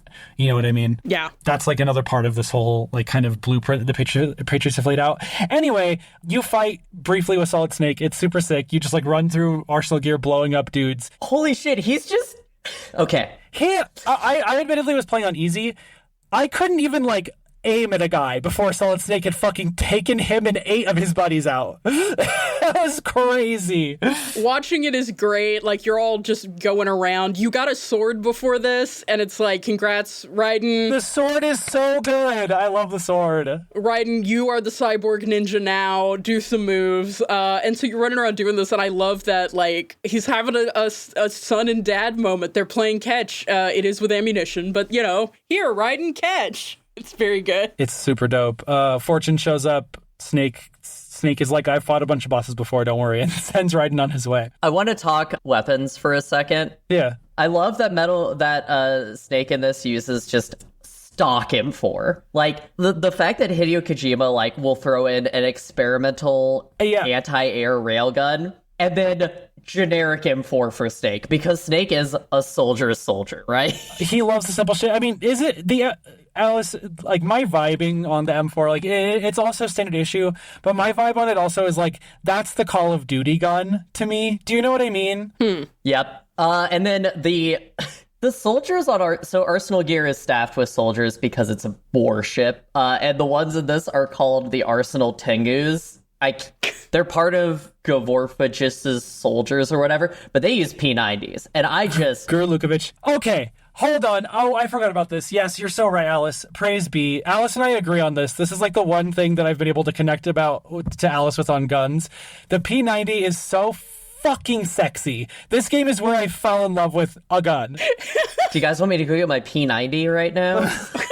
P90 for the pod? Alice like, hey, let me go get it. Show and tell. One of the things that made me deeply question my sexuality, W/R/G, Solid as Snake, is him dual wielding the P90s at the end of this game. Yep. Anyway. So good. So I was not clear. Is the fight that happens... Wait, no, that's later. Sorry. This is when you're doing all this fighting, and they keep giving you a fake game over screen where it says fission mailed. Yes. And earlier when you were naked, the colonel kept telling you to turn off the console and that you'd been playing too long. Like, we're getting more meta moves here. While you are running around shooting these people and trying to get to the core of GW. So good. It's literally fucking with your perception of the game. And since you're playing as Raiden, it's like Raiden's perception of reality that was, alluded to initially when he had like a moment of derealization is very much just completely being fucked with by this thing. I mean, he's played too many video games, right? He's seen video games everywhere. He was a VR soldier. He was a child soldier, then he was a VR soldier. He's got a bunch of neural implants they mentioned at one point. Like, hey, Raiden, go touch grass. This wouldn't happen if you touched grass. Log off, Raiden. We get what is, to me, in my development of my life, my first Dark Souls boss fight. Because this fight was where you fight basically 6 Metal Gear Rays. Did you know it changes depending on your difficulty level? Do you fight all 25 if you're on the hardest? If you are on easy, you only get like 3. If you're on very hard, you get all 25. Yeah. Oh my god. Okay, My question was going to be, is this real? It's real. It's real. Because it looks like you're in like a VR fight zone. That's the point of Arsenal gear. It looks like you're in a VR fight. It's so good. That's so wild. This fight was insurmountable to me. It's so difficult. I was on easy and I totally blasted through all of them because, I only had to fight like 3 or 4. But I remember I was stuck on this for like months. I could not do this. Months? Because man. You have to remember. Oh, yeah. I would not come to play video games from like a get good angle, like the way that I play Dark Souls these days, until much later in my life. I had played like JRPGs. Okay. And so like I could not do this. It was so impossible. But yeah, they are stomping at you, they're lasering at you, they're firing at you, they're shooting missiles at you. You're on this circular platform and they will jump on it and they will try to stomp you also. It's crazy. It's so fucking good. And at some point in here, Raiden, I guess, loses the will to live or runs out of ammo or whatever, because this is when Kojima does a hate crime to me, which is Olga jumps in. How did Olga die? Olga must fulfill the role of Frank Yanger in the simulation, so she must die to Metal Gear here.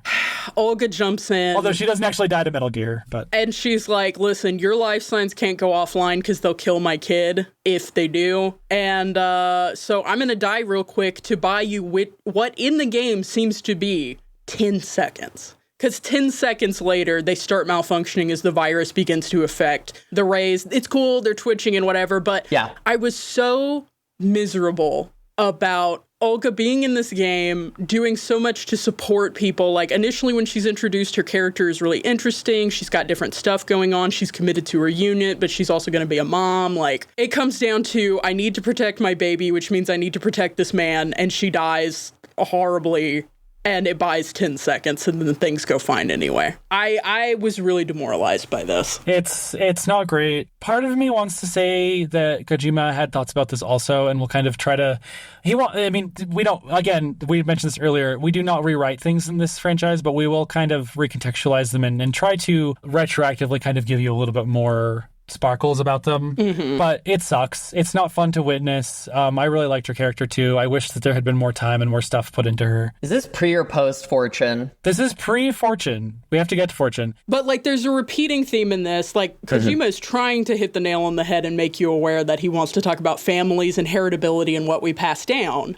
But there's also a theme of women dying to protect men. Yes. Which sucks. It's very funny because literally Olga dies to protect Raiden, but later, earlier in the podcast, Brian, you referred to Olga's daughter. At the end of this game, her baby is referred to with male pronouns. Oh, fuck me. Yeah, so it's like, in another sense, she literally died to protect her son, you know? And, like, that just keeps coming up. And like I said, it's like, you're at a point where it's like, is this being examined, or is this just, like, an unexamined mental thing that's happening in the writing of this game? Yeah. I cannot wait for you to play the rest of these games. Yep, we're not done talking about this. Anyway, I just wanted to touch on that because it made me extremely upset. Yeah, I agree. I'm with you. 100%. This doesn't feel great. Anyway, after this, we get a big Ocelot moment where he does a quadruple double turnabout. We glossed over it very briefly. Reason number 3, Metal Gear Ray is the best Metal Gear. This sequence where they're like fully becoming these undead, twitching, motion-ass fucking zombie. It reminded me a lot of what we would see later, which I'm sure probably took inspiration from this, which is the infected robot animals in Horizon Zero Dawn. Like, there's a lot of their behavior, styling, and coloration that really echoes this. And so I immediately thought of that. Their eyes turn red. They're, like, doing these crazy... It looks so freaky and cool. I love it so fucking much. Anyway, Solidus has a daddy moment and just kills them all, executes them all. Dilf alert. So good. Anyway, we move to the top of Arsenal Gear, which also fighting on top of a giant battleship-shaped Arsenal Gear. So fucking cool. So fucking cool. This is one of the greatest scenes in, like, cinematographies, like... Cinematography. In all of video games, to me. This is where we learn a bunch of the stuff we've already talked about, right? Which is, like, the simulation stuff. That, of course, Ocelot was, at this point, as far as we know, actually working for the Patriots the whole time. Yes. He says the line, "I arranged for the appearance of the ninja as well." Yes. Which I just want to start peppering into conversations. This man is playing 14-dimensional chess while everybody else didn't know we were doing anything today. He is absolutely doing that. He has a couple of, like, awesome things that he does with this. And then Solidus also has an awesome moment with Fortune, who has snake in handcuffs. He tells Fortune, and this is, like, again, one of the coolest, like, military sci-fi things ever, which is that he tells Fortune that he was going to let her have Arsenal Gear anyway, because... Her and Dead Cells. Just gonna give it to you guys. Because let's be real. Hey, video game audience, hey, listener, this fucking thing is so impractical, I wouldn't even know what to do with it. You need billions and trillions of dollars of land, sea, and air support to move this thing from one fucking mile to the next. Like, it makes no sense. It's very much big Navy air carrier energy. Yeah. You know, airplane carrier. It's like, I've built this big fucking thing and it's so important. Everybody look at it. I need 50,000 seamen to crew this thing. Anyway, so the new super-sized carrier the U.S. just launched a few years ago because our regular ones weren't big enough. Oh, God. But this is also what I mean by the language of sequels. We are filtering the story back through itself in a way that the narrative will also self-fulfill. It's so neat and so clever, and I will never get over it. And, of course, we get the moment where Fortune and Ocelot have a standoff, and Ocelot draws, fires, and hits her. It's so fast. It's so good. It made me fucking... it's incredible. Okay. Can I now talk about Fortune in her dying breath? Please talk about Fortune. Okay, so Fortune... Hideo Kojima often says that Fortune was created based on a fortune cookie he opened once. Yo, dog, what? We gotta stop this man. Was Konami right? So, Fortune is what I like to call something that Hideo Kojima does, which is throw a lot of things at one person and make it into it. So, in the development of Metal Gear Solid 2, there were going to be more boss fights, right? Yes. There were more characters of Dead Cells, including the Chinaman. Oh, Lord. I wasn't going to bring that up, but yeah, that's a good thing to say off the top, too, here. Sorry. But Fortune herself, so her thing is she wasn't actually fortunate, as Ocelot tells her. Oh, you just had an electromagnetic device on you that was making the bullets bend around you and weapons stud. Well, for her, it's her nanomachines. That he says is doing this. For him, it's a little pouch. But it's in her, and also the reason that his shot, so the shot hits because he turns that off, because he's working for the Patriots in the moment. And the reason she doesn't die is her heart's on the other side of her chest. She's one of those people with the rare heart condition where your heart is on the other side of your chest. Oh, yeah. Okay, that makes sense. That's why she doesn't die instantly. This is your first clue that, like, and this just rips so hard to me. It's like my shit 100%. It's like, yes, this was a gift, quote unquote, gift from the Patriots. He specifically says, you have nothing that we didn't give you. Incorrect. Because what does she do next, Alice? She becomes a magical girl. Yes. And she bends the bullet. Ray launches a bombardment at our group of men. And Fortune gets out in front and is like... Nope. She literally, like, puts her hands up, makes it whoosh away. Every missile misses. Every bullet misses. I will say, I do kind of like the idea that she has spent so much time now convinced that she cannot die and no bullets can touch her. And Ocelot, like, tries to defang that by pointing out, oh, it was technology, I have the ability to hit you, blah, blah, blah. There is, I think, on some level... Like, we talked about Psycho Mantis. In this world, psychic powers are real. Like, that's just a fact that happens. I like the idea that she doesn't have them. He tries to tell her, it's like, you don't have any special powers. You only have what we gave you. And then she just kind of manifests it. I like the idea that she spent so long believing this that she's like... I agree. I'm going to manifest this. The mind does have power. I completely agree with you, and I think that's such a, great reading, because, like, why else would it be that in this moment we find out that her organs are reversed? You know, that is luck. That is manifested luck. I like the theory that she had that fortune naturally before. She was a lucky soldier, and then through the nanomachines, she just became more and more that she forgot to flex that muscle. So this is her flexing that muscle for the last time. And then Hideo Kojima kills my wife. Yeah, I just fucking wish she survived it. Again, how many women need to die to defend men? You know, I will say, like, I totally hear this angle of it, and I completely agree with you, to be clear. I will say, like, for me, this is a little bit lighter on that because, like, correct me if I'm wrong, she just dies of the gunshot wound eventually, doesn't she? Yeah, she dies like a human. Yeah, but I mean, the reality is that just, like, you soak a bunch of bullets. But I totally see what you mean. She should have lived in the sense that, like, stop letting women have this, like, small heroic moment only to just... And it's so that men can keep doing their thing. And in the reality, it frustrates the shit out of me. If there were more women in this that just got to live or have independent moments the way that there are male characters who die and live in this series, it would be heroic and unremarkable. Yeah. But the fact that every woman, including Emma, who is only a child, basically, she's an adult woman technically, but she's treated as a little girl, she still dies to deploy the virus against GW. You know, and... Look, I was just thinking about this, and, like, when we say, like, we love Metal Gear and we think it's foundational to, like, video game history, but also we wouldn't recommend it to most people, and also we have a hatred of it also in some ways. Most Metal Gear fans also hate it.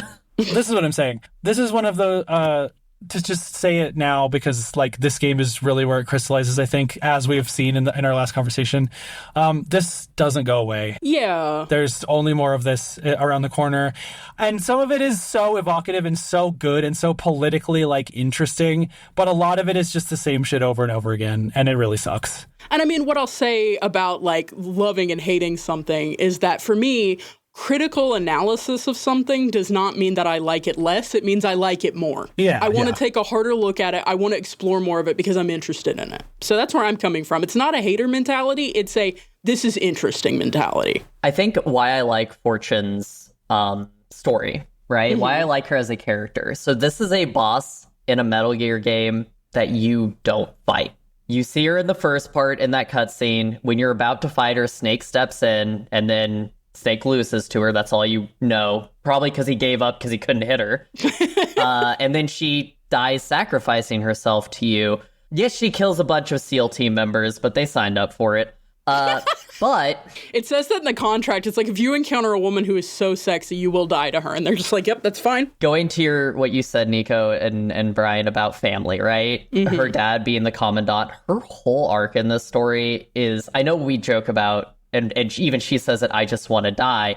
Then she sees Solid Snake, the guy who killed her dad. Yeah. And she's so hell-bent on revenge for the people who killed her dad during the Manhattan incident. That's her focus for a lot of this story, and it kind of makes her not see what Ocelot is doing. However, when it comes down to it, she doesn't kill Snake. She handcuffs him and brings him up because it was never what she was going to do. I like that as part of her character. Okay, that's it on Fortune. I think she has a great death. This whole scene is beautiful. I love her. I think she's an interesting echo to Olga because Olga also had a reason to hate Solid Snake and then ended up working with him. So yeah, it's interesting to think about. And that's 3 out of the 4 women in this game dead. So... And the other one I wish didn't exist. She exists. 3 dead, 1 pregnant. That's our casualty count for Metal Gear Solid 2. Anyway, my next note is, man, you gotta be careful about haunted arms. We get our first brother. We also get our second liquid brother. We get the all-timer scene of Snake's hatred for Liquid is so strong that he breaks handcuffs long ways to chase him. We have not seen Snake in this game move with such purpose until Liquid is involved. He's like, you know who I can fight? He dives into the ocean to chase Ray. Like, are you kidding me? How the fuck did they end up in New York? Hey, so they were in New York Harbor. Hey, I have to talk about something right now. I have to ask Alice a question. Hey, Alice. Yeah? What happened 2 months before this game came out? 9/11. 9/11. Woo, well, at least Kojima dodged the Middle East issue. 2 months. I have a production fact for you all in this light. The original screenplay for this sequence of the game was supposed to be much longer. We were supposed to get a fighting on top of a cruising Arsenal gear sequence as it headed not to like a government building in New York, but to the Statue of Liberty. It was literally going to hit the Statue of Liberty. Is that why there's so much Statue of Liberty imagery in all the FMV? Yes. Can I just post this image now, Brian, of Arsenal gear? Yeah, sure. So this was technically cut content, but that's the Twin Towers. The Twin Towers are cut content in this game. So, yes, originally going to the Statue of Liberty, crashing through Manhattan. This is part of the cut background scene where it showed where it crashed in New York. So, Brian, what happens when... Sorry, Brian, you don't have camera on. I've just been sitting with my mouth open. What happens when a major terroristic event happens 2 months before the game you release, in which a major incident occurs in that same city? Everyone sits down and say, okay, hard pivot. What can we do at this point? No. I need to know.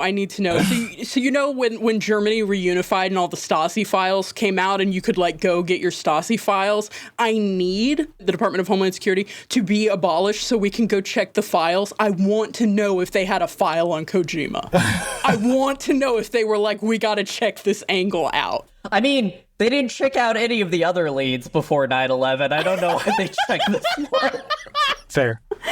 Oh my god. So yeah, they pivoted so fucking hard before release to like cut some content, change camera angles, change some rendering. We gotta make this about George Washington now. We gotta go. I think this is also why the city is like completely empty until the epilogue. Like you never interact with emergency vehicles or emergency services. You see some lights at the very end, but people only appear as like an afterthought in the epilogue. Yes. So I think that's kind of part of and like I noticed this. I was like, there's no one anywhere. Like, what's going on? It's so empty. Nobody comes out to see the former president fighting a guy with a katana on top of Arsenal gear. Fighting a white ninja on top. Sorry, the white devil. The white devil. Arsenal gear. We get the most fucking baffling and coolest and best and weirdest conversation with a villain of all time in this moment. Kojima said, hold on, I think you might have missed out on my themes. So just in case, we're gonna do all the themes and a title drop. The phrase, the White House was our primordial soup, happens at one point. It does. It's this conversation is so, like, go watch this conversation. I'm not even kidding. Kojima lays out a truly batshit philosophy about the danger of the internet and also George Washington in like the same 10 minutes. Honestly, it's pretty good. It's a lot. Go watch it. You lack the qualifications to exercise free will. We learned that S3 actually stands for the Selection for Societal Sanity, and that rather than trying to recreate Solid Snake, the Patriots were re-engineering Shadow Moses as a litmus test for a societal behavioral control protocol. Wild. Yeah, I have a bullet point at this point that says, can we stop doing twists? And there's like 3 more twists after this point. Also, they predicted echo chambers on the internet. Well, yeah, because I think they already existed societally. What is it? Narrow casting or something? Yeah. But we know that historically they've existed, and we know that the internet has kind of crystallized them and made them sort of like an all access, all the time interactable object. But I think the way that specifically the Patriots talk about how the information on the internet that lacks the context to give you the historical importance of it and what we should learn from it, it's so good and nuanced to me in terms of storytelling that like they're right about that, and their response to it is like clinical and totalitarian and like so like cartoonish military camp supervillainy that is just so perfect to me. I love it so much. I will say, so this whole scene is really funny. There's a lot of FMV that happens before and after the boss fight that you have with Solidus that is like American myth and technology being fetishized and misinterpreted. And it's really funny considering Orientalism as a phenomenon that exists. It is really funny to like have that experience of like American culture and icons being like weirdly interpreted by someone who's not of the culture to suit like a story they want to tell. It's giving real like cowboys were an itinerant warrior class in Meiji era Texas energy. Like it's really interesting. Kojima actually has a quote about that exact thing pretty much. Yeah, IGN interviewed him right before this game came out in 2001. And the question was something like, can you talk about your experience making such a deeply introvertedly focused Western story from your perspective?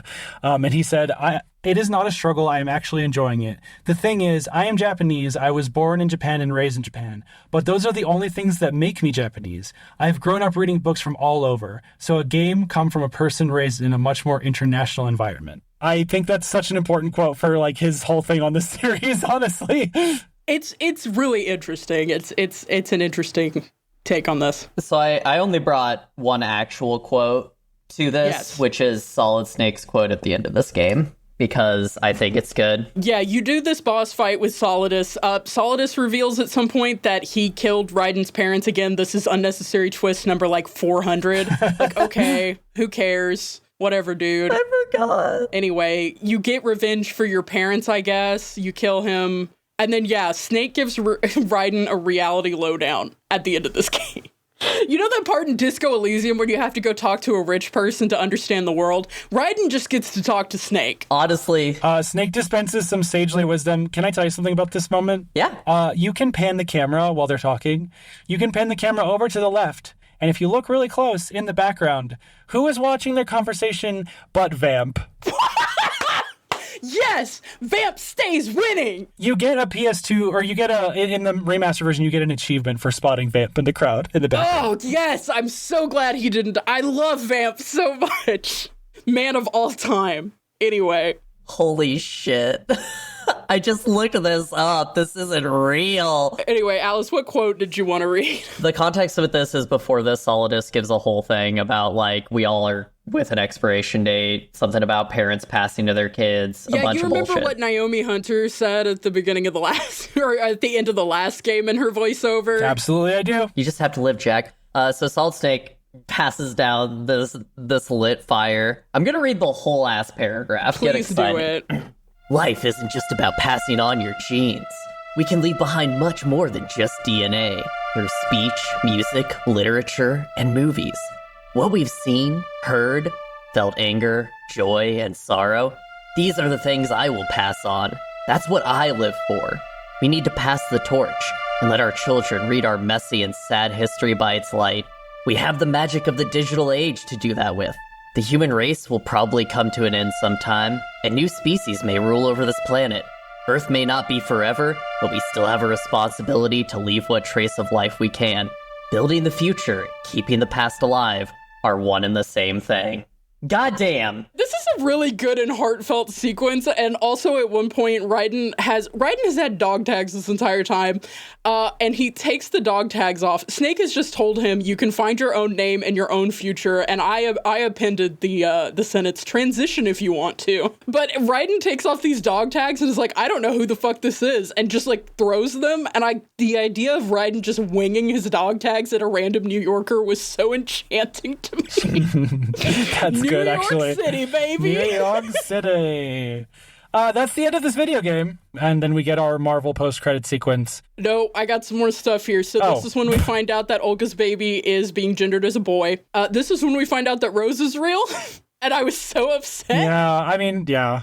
Like, this is the final conclusive. Rose is real, and she's pregnant. Don't forget about that. Hey, everything Snake just said, don't worry about it. You're having a baby anyway. They end on Wall Street, right? Yeah, they're on Wall Street. Photo of the charging bull, or footage of the charging bull is in the F&B stuff. There is in the credits, there's an America sizzle reel of various like shots, including like long holds on George Washington, which was a lot. Yeah, all of that is true. You're correct. There's a post-credit thing, final Kojima theme check. Like, did you get the game? Okay. Showing the Statue of Liberty again. Yeah. And then, Brian, what do we get in the final what other character whose name starts with O do we get replacing Revolver Ocelot for the final twist? Otacon, my man. I love Otacon so much. I have to go in and rant about Otacon. Probably not this episode, probably in 4, but... It's 4. It's 4 that I have to talk about Otacon in 4. Otacon, look, I'll just say this now. I've been kind of holding this in. Otacon is gendered to me in a way that I have to like have my 15 minutes about. Anyway... Otacon, so one of the MacGuffins at the tail end of this is a list of the names of the Patriots, which is kind of handed over from character to character as intensities. Yes. 12 flash. Angry men. 12 angry men. East. Otacon gets his hands on this list. He rings Snake and he says, hey, I found this list of people. Guess what? They're all dead. And Snake's like, oh my God, were they murdered? And he's like, I don't know. They died 100 years ago. Dun, dun, dun. But also one of them was a donor to philanthropy. Yes. So, what? So, Raiden noise, what? God, I love the narrative they create. Jesus God, Hideo Kojima can't not make. Do you have any Patriots theories? I really want to know. I kind of do. Knowing what happens, like, yeah. Okay. A thing I kept thinking about throughout the tail end of this game when shit just kept fucking happening to me was the ending of Assassin's Creed 2 when you find out there's ancient aliens. Like, you've done this whole game as Ezio Auditore, and your whole thing is like getting revenge for your family and uncovering the history of the assassins, whatever. And you get to the end and you fight the Pope. Yeah, you do. Video games are so important culturally. You fight the Pope, and then you find out that ancient aliens are real. I had no fucking idea. I had no fucking idea this was in Assassin. We need Metal Gear Solid 6 so that we can fight the Pope. But like, this shit happens to you over and over. And like throughout the Assassin's Creed games, the idea that like technology and knowledge and secret wisdom has been hidden throughout history in the hands of like illustrious figures is such a thing. So the first thought I had, the timeline didn't work or whatever, but I'm like, is this the founding fathers? And then I got my shit in order and went, oh, this was 100 years ago. Is this just like fucking Thomas Edison and shit? Is this gonna be like us idealizing like the early 1900s, 1800s inventors and luminaries? Like, listen, I wish it had been the founding fathers, because then I could have gone on a tirade about how Benjamin Franklin invented cunnilingus, and like I would have tried to work that into the Patriots. But anyway.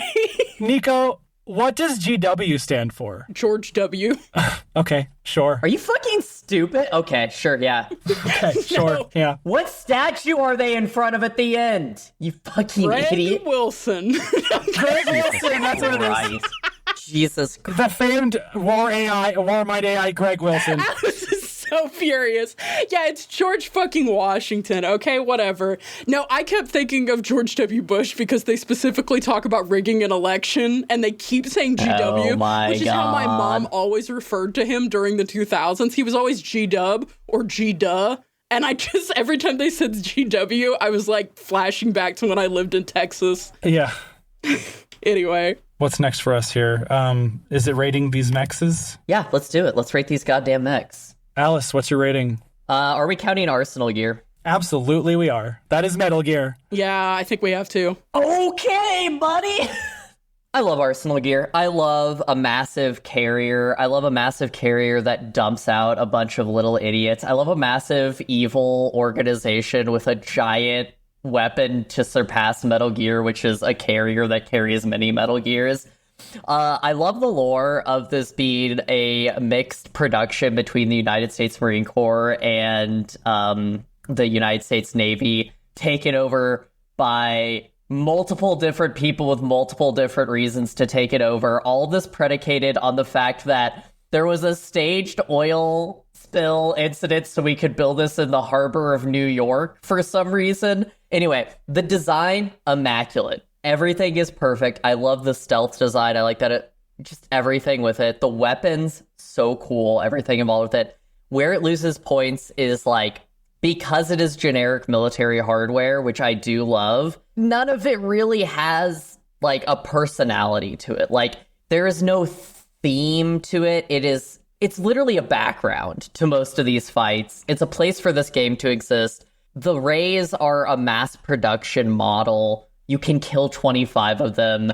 They're kind of, I'm going to level with you. If you are creating a weapon to surpass Metal Gear and it can be taken down by a Stinger missile multiple times, maybe a little more work put in. The number one vulnerability of Metal Gears. You gotta work on that.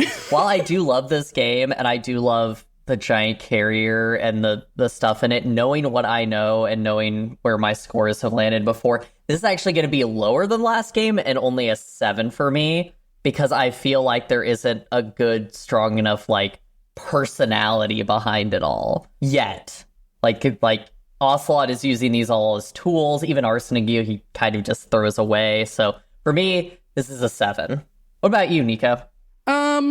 Yeah, I was excited in the beginning when you see Ray on the tanker, because it gives you a lot of the same energy that Rex did, where you encounter it, it's kind of tied into place, it's inert right there, but it's this huge looming thing over the Commandant. I really liked the idea that it's like, because Ocelot basically posted a paid P2P link to the plans for Metal Gear Rex, everybody can make one, and they're putting their spin on it or whatever.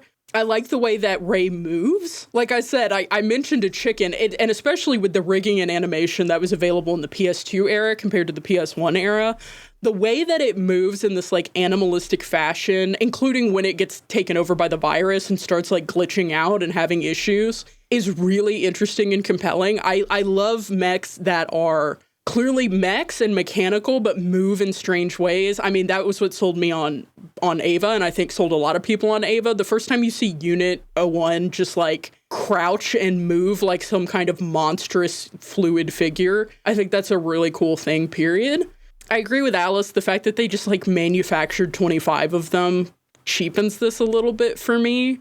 There was a sense of importance to Rex. It's like, this is the one we have. And like, we got a psychic warrior and a dude who can control birds because this is so important. We have one, like it was so vital. It was a whole thing. And it's like, now we have 25 of them and I was looking at it. You could say it's a horseshoe crab. To me, it looks more like the torso of a mech without arms or legs. And it's like, that's Arsenal gear, and it's this huge fucking untenable thing. This is still a 5 for me. I don't think there's anything exceptional here over what I saw in the first one. And I think the fact that you see more of the mechs actually hurts this more because you see more quantity instead of seeing more of the mech in action.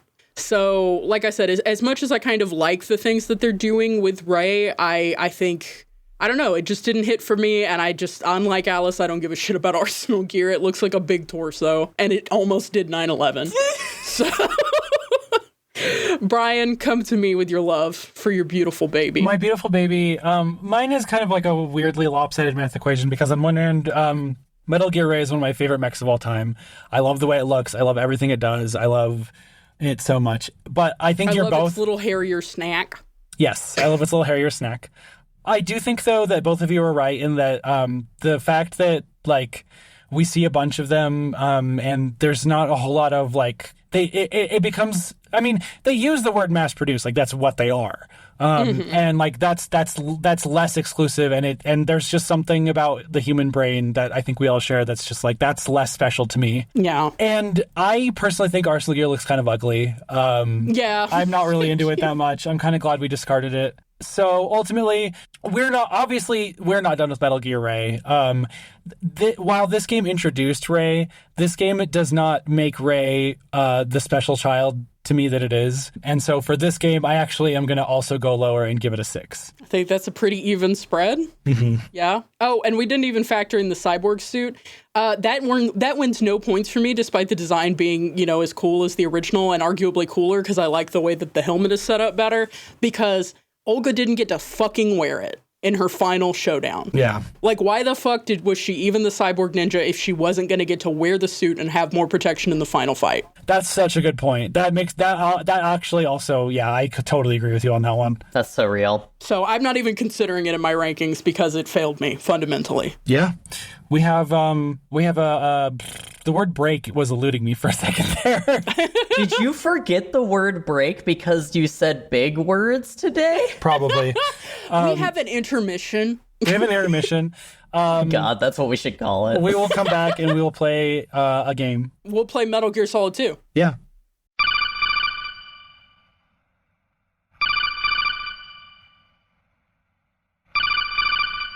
Otacon, light of my life. What do you need? Snake, Psycho Mantis is breaking into OSG Studios. What? OSG Studios? He can't be allowed to reach OSG's listenership. He has mind control powers. There you are, Snake's charmingly pathetic male wife. I shall now take control of you. Otacon, you have to resist. It's no use, Snake. He's playing his mind control music. Now, OSG listener, I will speak directly into your mind with my psychic powers. Place your cellular phone on the ground and I will manipulate it. So, you listen to friends at the table. Oh no, he's using his mind powers to navigate to Apple Podcasts. Apple Podcasts? I will now use your phone to leave a 5-star review on the OSG landing page. Oh no, that's disingenuous but beneficial. I will also use your touch keyboard to write a review. That way your podcast will be exposed to more people, and they will have a chance to correct your verbal foibles on the internet. No!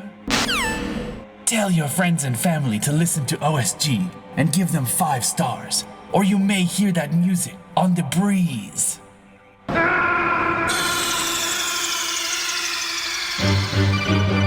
are you okay? Snake? Snake! All right, we are back. We're playing a game. This game is called Tony or Tanker. Now, let me give you a little bit of background. Yeah, hopefully. Thank you. A fun fact about the special edition PS2 version of Metal Gear Solid 2 was that it was called Substance, and it had a little extra something going on, which was a skateboarding minigame that took place on top of the Big Shell facility. Oh my god, y'all referenced this last time and I completely forgot it. What the fuck? Holy shit. It was like a weird advertisement for a Konami, Konami Tony Hawk ripoff called Evolution Skateboarding. It's just like a part of that game stapled onto Metal Gear. And in fact, in that game, you can play as Snake and Raiden. Oh! So it was like a weird, what is this, a crossover episode? So, what we'll be doing in this very enlightening and important and awareness-spreading game is I'll be giving you a number. Okay. You are going to tell me if that number is the base point value of a trick in either Tony Hawk's Pro Skater 1 or Evolution Skateboarding. I just lumped them all together. It doesn't super matter. You're going to tell me if that's a score from those games or the amount of metric tonnage resulting in a historical oil spill. Brian, this is high concept. This is environmental art. This is bringing in energy. Alice is dying. Are you good? Yeah, I'm ready. You said this is going to be depressing earlier, and I was thinking of like, man, there's so many ways a Metal Gear game could be depressing. And then you said this, and I don't know what I expected as far as depression goes, but I feel like ecological disasters is pretty high in my, yeah, that's really depressing. But Alice, it doesn't have to be an ecological disaster. It could also be a Christ error.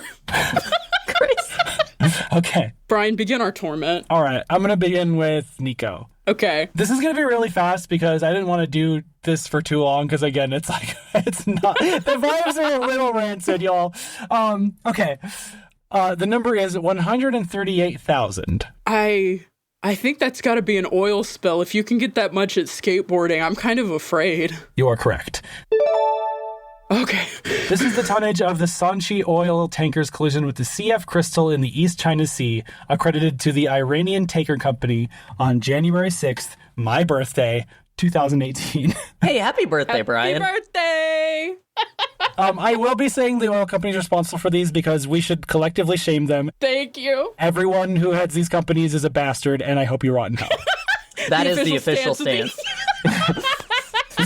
We have way too many official stances of the Alice, OSG I think we pod. might need a new webpage that just lists all our official stances. God damn it, I'm not writing this shit down. We have 20 episodes of official stances. I can't remember this shit. Okay, Alice, your number is 330. It's gotta be a skateboarding move. Nope. This is a tanker. This is the tonnage of the Plains All-American Pipeline Refugio Beach oil spill in California in 2015. This was Exxon Mobil. God, I feel like I have not heard about an oil disaster since the Gulf oil spill. These are really recent. That's way too recent for me to not know about. Yeah. Especially the super big one that I got that was in 2018. I have to tell you something about the list that I came up with. There's like 3 of these a year at least. It's really bad out here, y'all. Christ. We don't have enough pool noodles for this. Okay, Nico, 1,050. I think that's got to be your points for doing like a real good grind on the rail. I don't know anything about skateboarding. Jesus Christ. You're correct. This is the base point value for the nollie underflip trick in Tony Hawk's Pro Skater. This is actually also in Metal Gear Substance. I think this is kind of I don't know shit about skateboarding either. If you can, though, I recommend you look this game up because just the vibes are awesome. You are both, you're playing as Raiden. You have your katana for some reason. Oh! Just while skateboarding. And one thing you can do is you can launch yourself into the Cypher drones and blow them up with your skateboard. I think that should have been a main part of the game. I feel like Raiden should have been like, yeah, I remember how brutal my VR training was. And then they just did a flash sequence that you had to play where you were skateboarding. All right, Alice, 568. Oil spill. Correct. I had to put this one in. I did deliberately go for numbers that were even because otherwise I think it'd be too obvious. But I put this one in because on the list, the only information that I had about it was that it was in Ecuador, and either the company responsible or the ship or the facility was just the word Jessica in italics. Jessica, no! But thanks, Jessica, you bitch. She's out here just dumping it. All right, Nico, 5,000. Oh, well, that's got to be the points you get if you get over the punji pit that's in Tony's Hawk. I just remembered that. In Tony's Hawk. Tony's Hawk. No, it is, you're correct. This is the point value for the 360 Varial McTwist. This is in Tony Hawk's Pro Skater 2. All right, Alice, are you ready for your number? Yeah, I'm ready. 1,500. That's got to be from Tony's Hawk. Tony's Hawk. Tony Hawk's Pro Skater 2 base point value for the trick Telekick Flip Sis. I can't wait for the Metal Gear game we have where somebody has Telekick Flip Sis. Psycho Mantis on a skateboard. Psycho Mantis off the shits. It's Tony's Hawk. He's going to use his special ability. Tony's. Bro, Tony Hawk is a Metal Gear codename. It is. It 100% is. There's no way to know whether or not Tony Hawk was in the Metal Gear franchise because no one can recognize him. So he could be there. Oh my god, he's a son of liberty. He's one of the Patriots. That's why no one can recognize him. All of his personal data has been redacted. And he died 100 years. All right, writing it down now. Nico's theory about the Patriots is that Tony Hawk is one of them. Alice, yes. Is it Alice's turn? Or Nico's turn? It's Nico's turn, right? Yeah, Nico's turn. 350,000. Oil spill? Nope. This is a trick question because it is from Evolution Skateboarding, but it is the point value required to beat the castle level, which is how you unlock Solid Snake as a playable character. That seems like a lot of tricks. I think it'd be easier to do an oil spill. Oil spill is a skateboarding trick. No, I don't know. It might be. There's a skateboard chick in Skate 3 called a sex change, so we're just out here saying words, I guess. All right, Alice, 4,000. So I'm watching a video of Solid Snake on a skateboard fighting a tank, which is a real thing that happens in this game. Yeah. I'm gonna go with oil spill. That is correct. This is the Statfjord oil spill in the Norwegian Sea by Statoil and ExxonMobil in 2007. Yeah, I remember that one. Did we just stop covering oil spills in 2010? I kind of think we did. Jesus. Nico, 400. 400. I think this is the point value that you get if you run a tanker aground. I think this is an oil spill. The point value you get, if you grind on a sandbar with your tanker. Yes, this is the full city oil spill. Also in the Norwegian Sea by Costco in 2009. Costco? Not Cost Corporation, Cosco. The transportation company. Oh, fuck. Do we have to boycott the hot dog? How do you think they keep the prices so low? The fracking hot dog. We are fracking hot dogs out of Norway. What the fuck? Where do you think the hot dog water comes from? All right, last one. Alice, 1,300. I'm going to go with a skateboard trick. No. This is the BNSF railway derailment in 2015 outside of something, Michigan, I think. Y'all, we've got to improve safety standards for railroads. I didn't know you were going to include land-based oil incidents. Yeah. Oh, God. That's why it was the last one. It was kind of an especially deep cut. Y'all, if you love the world... I'm sorry, I'm very tired. That was not a sentence. Y'all, if you have someone in your life who you love and care about, think about the fact that railway workers are also loved and cared about by the people in their lives, and we should have better safety standards for them. Nationalize the rail. Nationalize rail. Nationalize rail, protect the world from anyone doing 360 Christ-airs with a train. Well, I think the important part to take away from this game, also, Brian, who won? Nico won by 1 point. God, it's been a minute. Damn it. Victory. I love oil spills and or skateboarding. I think the takeaway from this is that luckily Everyone involved in everything here has been held accountable for their actions, including Tony's Hawk. Especially Tony's Hawk. All of these companies involved in these have gone under because of the massive fines they've incurred, right? Absolutely. And I got too depressed to continue the bit. There's no bit. There's no bit. It's all horrible. That's the bit. And that's where we'll play the game drop. We're getting a codec call. Oh shit! Is it Rose? Is it? Don't pick up if it's Rose. Don't pick up. Don't pick up if it's Rose. It's my real life Rose. His name's Corey. Okay, yeah. Pick it up then. Pick it up. That was so mean to Corey just now. All right, this is from a stranger named Corey. Read that. Try and do that without laugh. This email is from a stranger named Corey. It is flagged as urgent. And it is subject, please answer my question. This is how you should address any email you send into OSG Pod. Make sure to flag it. Yes, by the way. Even if it's not a question, even if it's a criticism, just say, please answer my question. Final Fantasy 16 has a lot of mech themes, albeit meat mech themes, but would y'all ever consider playing, reviewing, and discussing Final Fantasy 16? What if a random sponsor bought it for each of you? Anyways, love you, bye. I'm going to negate the last part of that question because, as we know, the Patriots buy us our media. The Lolly Lily Low buys me all of my games. I thought that was Alice, but I guess it was a deep fake. Stop sending me Steam games. Did the Patriots send me Hoonie Pop? I don't need you to tell people who may listen to this that I have bought multiple... I sent Alice, everyone's gone to the rapture.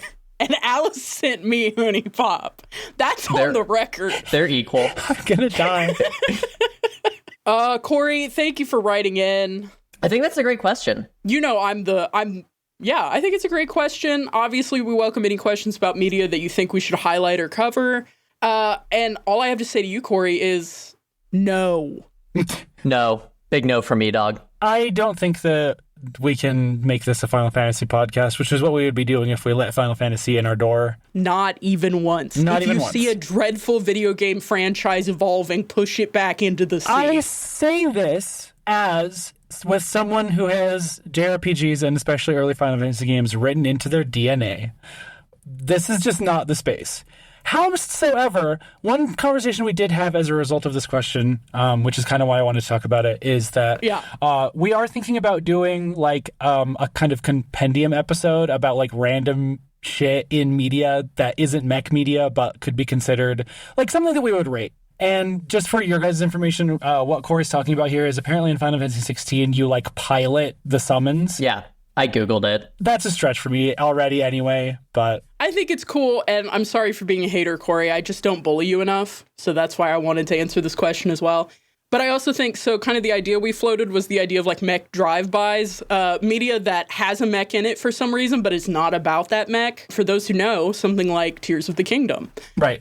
So, you know, that may be something you see coming up where we just briefly like look at whatever the mech or the mech idea is in this piece of fiction that isn't about mechs and then rate them. But yeah, that's still something we're working on. Your one-off episode of the anime where they do like a mech bit. Like, that's what it's for. So send us in. And my CTA to y'all listening who care to interact, which, by the way, we're getting, like, kind of unprecedented amounts of listeners, so welcome influx people. If you want to drop us one of those, I think we have a list of, like, literally 4 or 5 right now, so we're happy to add on to that. And, you know, if there are enough of them out there, there may be multiple iterations of this, so that might be kind of fun. And yes, before you even ask... we will cover Starfield. Starfield is on the list. My God. See, that can't be its own episode because No. I will not be playing that video game again. I played 20 minutes and said, I'm good, y'all. I didn't pay for that game, and I played 40 hours of it, and I'll never get that time back. Anyway, Alice enjoyed it. All right. I've been murdered in the street twice now. I don't need that. Thank you so much for writing in, person named Corey. You do not get 800 Givo coins, though. I'm sorry. Yeah, I'm sorry. Unfortunately, you do not get 800 Givo coins. And we do have the authority to continue awarding those, by the way. So, like, if you do write in a good email, we could give you Givo coins. I do have an official sanction from George Bandai saying that I'm allowed to award those, so... Brian's uncle works at Bandai, so... My uncle works at Bandai. They let him go home with all of the real, physical, tangible Jivo coins. That's why it went under. They printed too many actual gold coins. Yeah, why were they machining Jivo coins? Oh my god. Terrible business model. Tossing them out at people. Just winging him at a New Yorker like riding with his dog tags. An 8th from Unicorn Gundam. Anyway, thank you very much for listening. And again, welcome to the newbies. Please go back and listen to everything else because I think unintentionally we have a weird lineage going on here. Maybe not the Price of Smiles episodes. No, those are structurally important. Those are structurally important. That is us learning how to podcast live on air, I think. I think it's my solidest snake that I just want to forget and not take as my own child, you know? Thank you again for listening. Pilots, remember you can reach out for advice from the team at our email, questions@osgpod.com, and non-pilots can send general questions or feedback to the same address. You can also catch up with us on social media. There are links all over the damn place for updates and more. Make sure to check back in 2 weeks when we will be discussing Iron Widow Part 2. Until then, goodbye, I love you. Goodbye, I love you. Goodbye, I love you. Don't die for a man.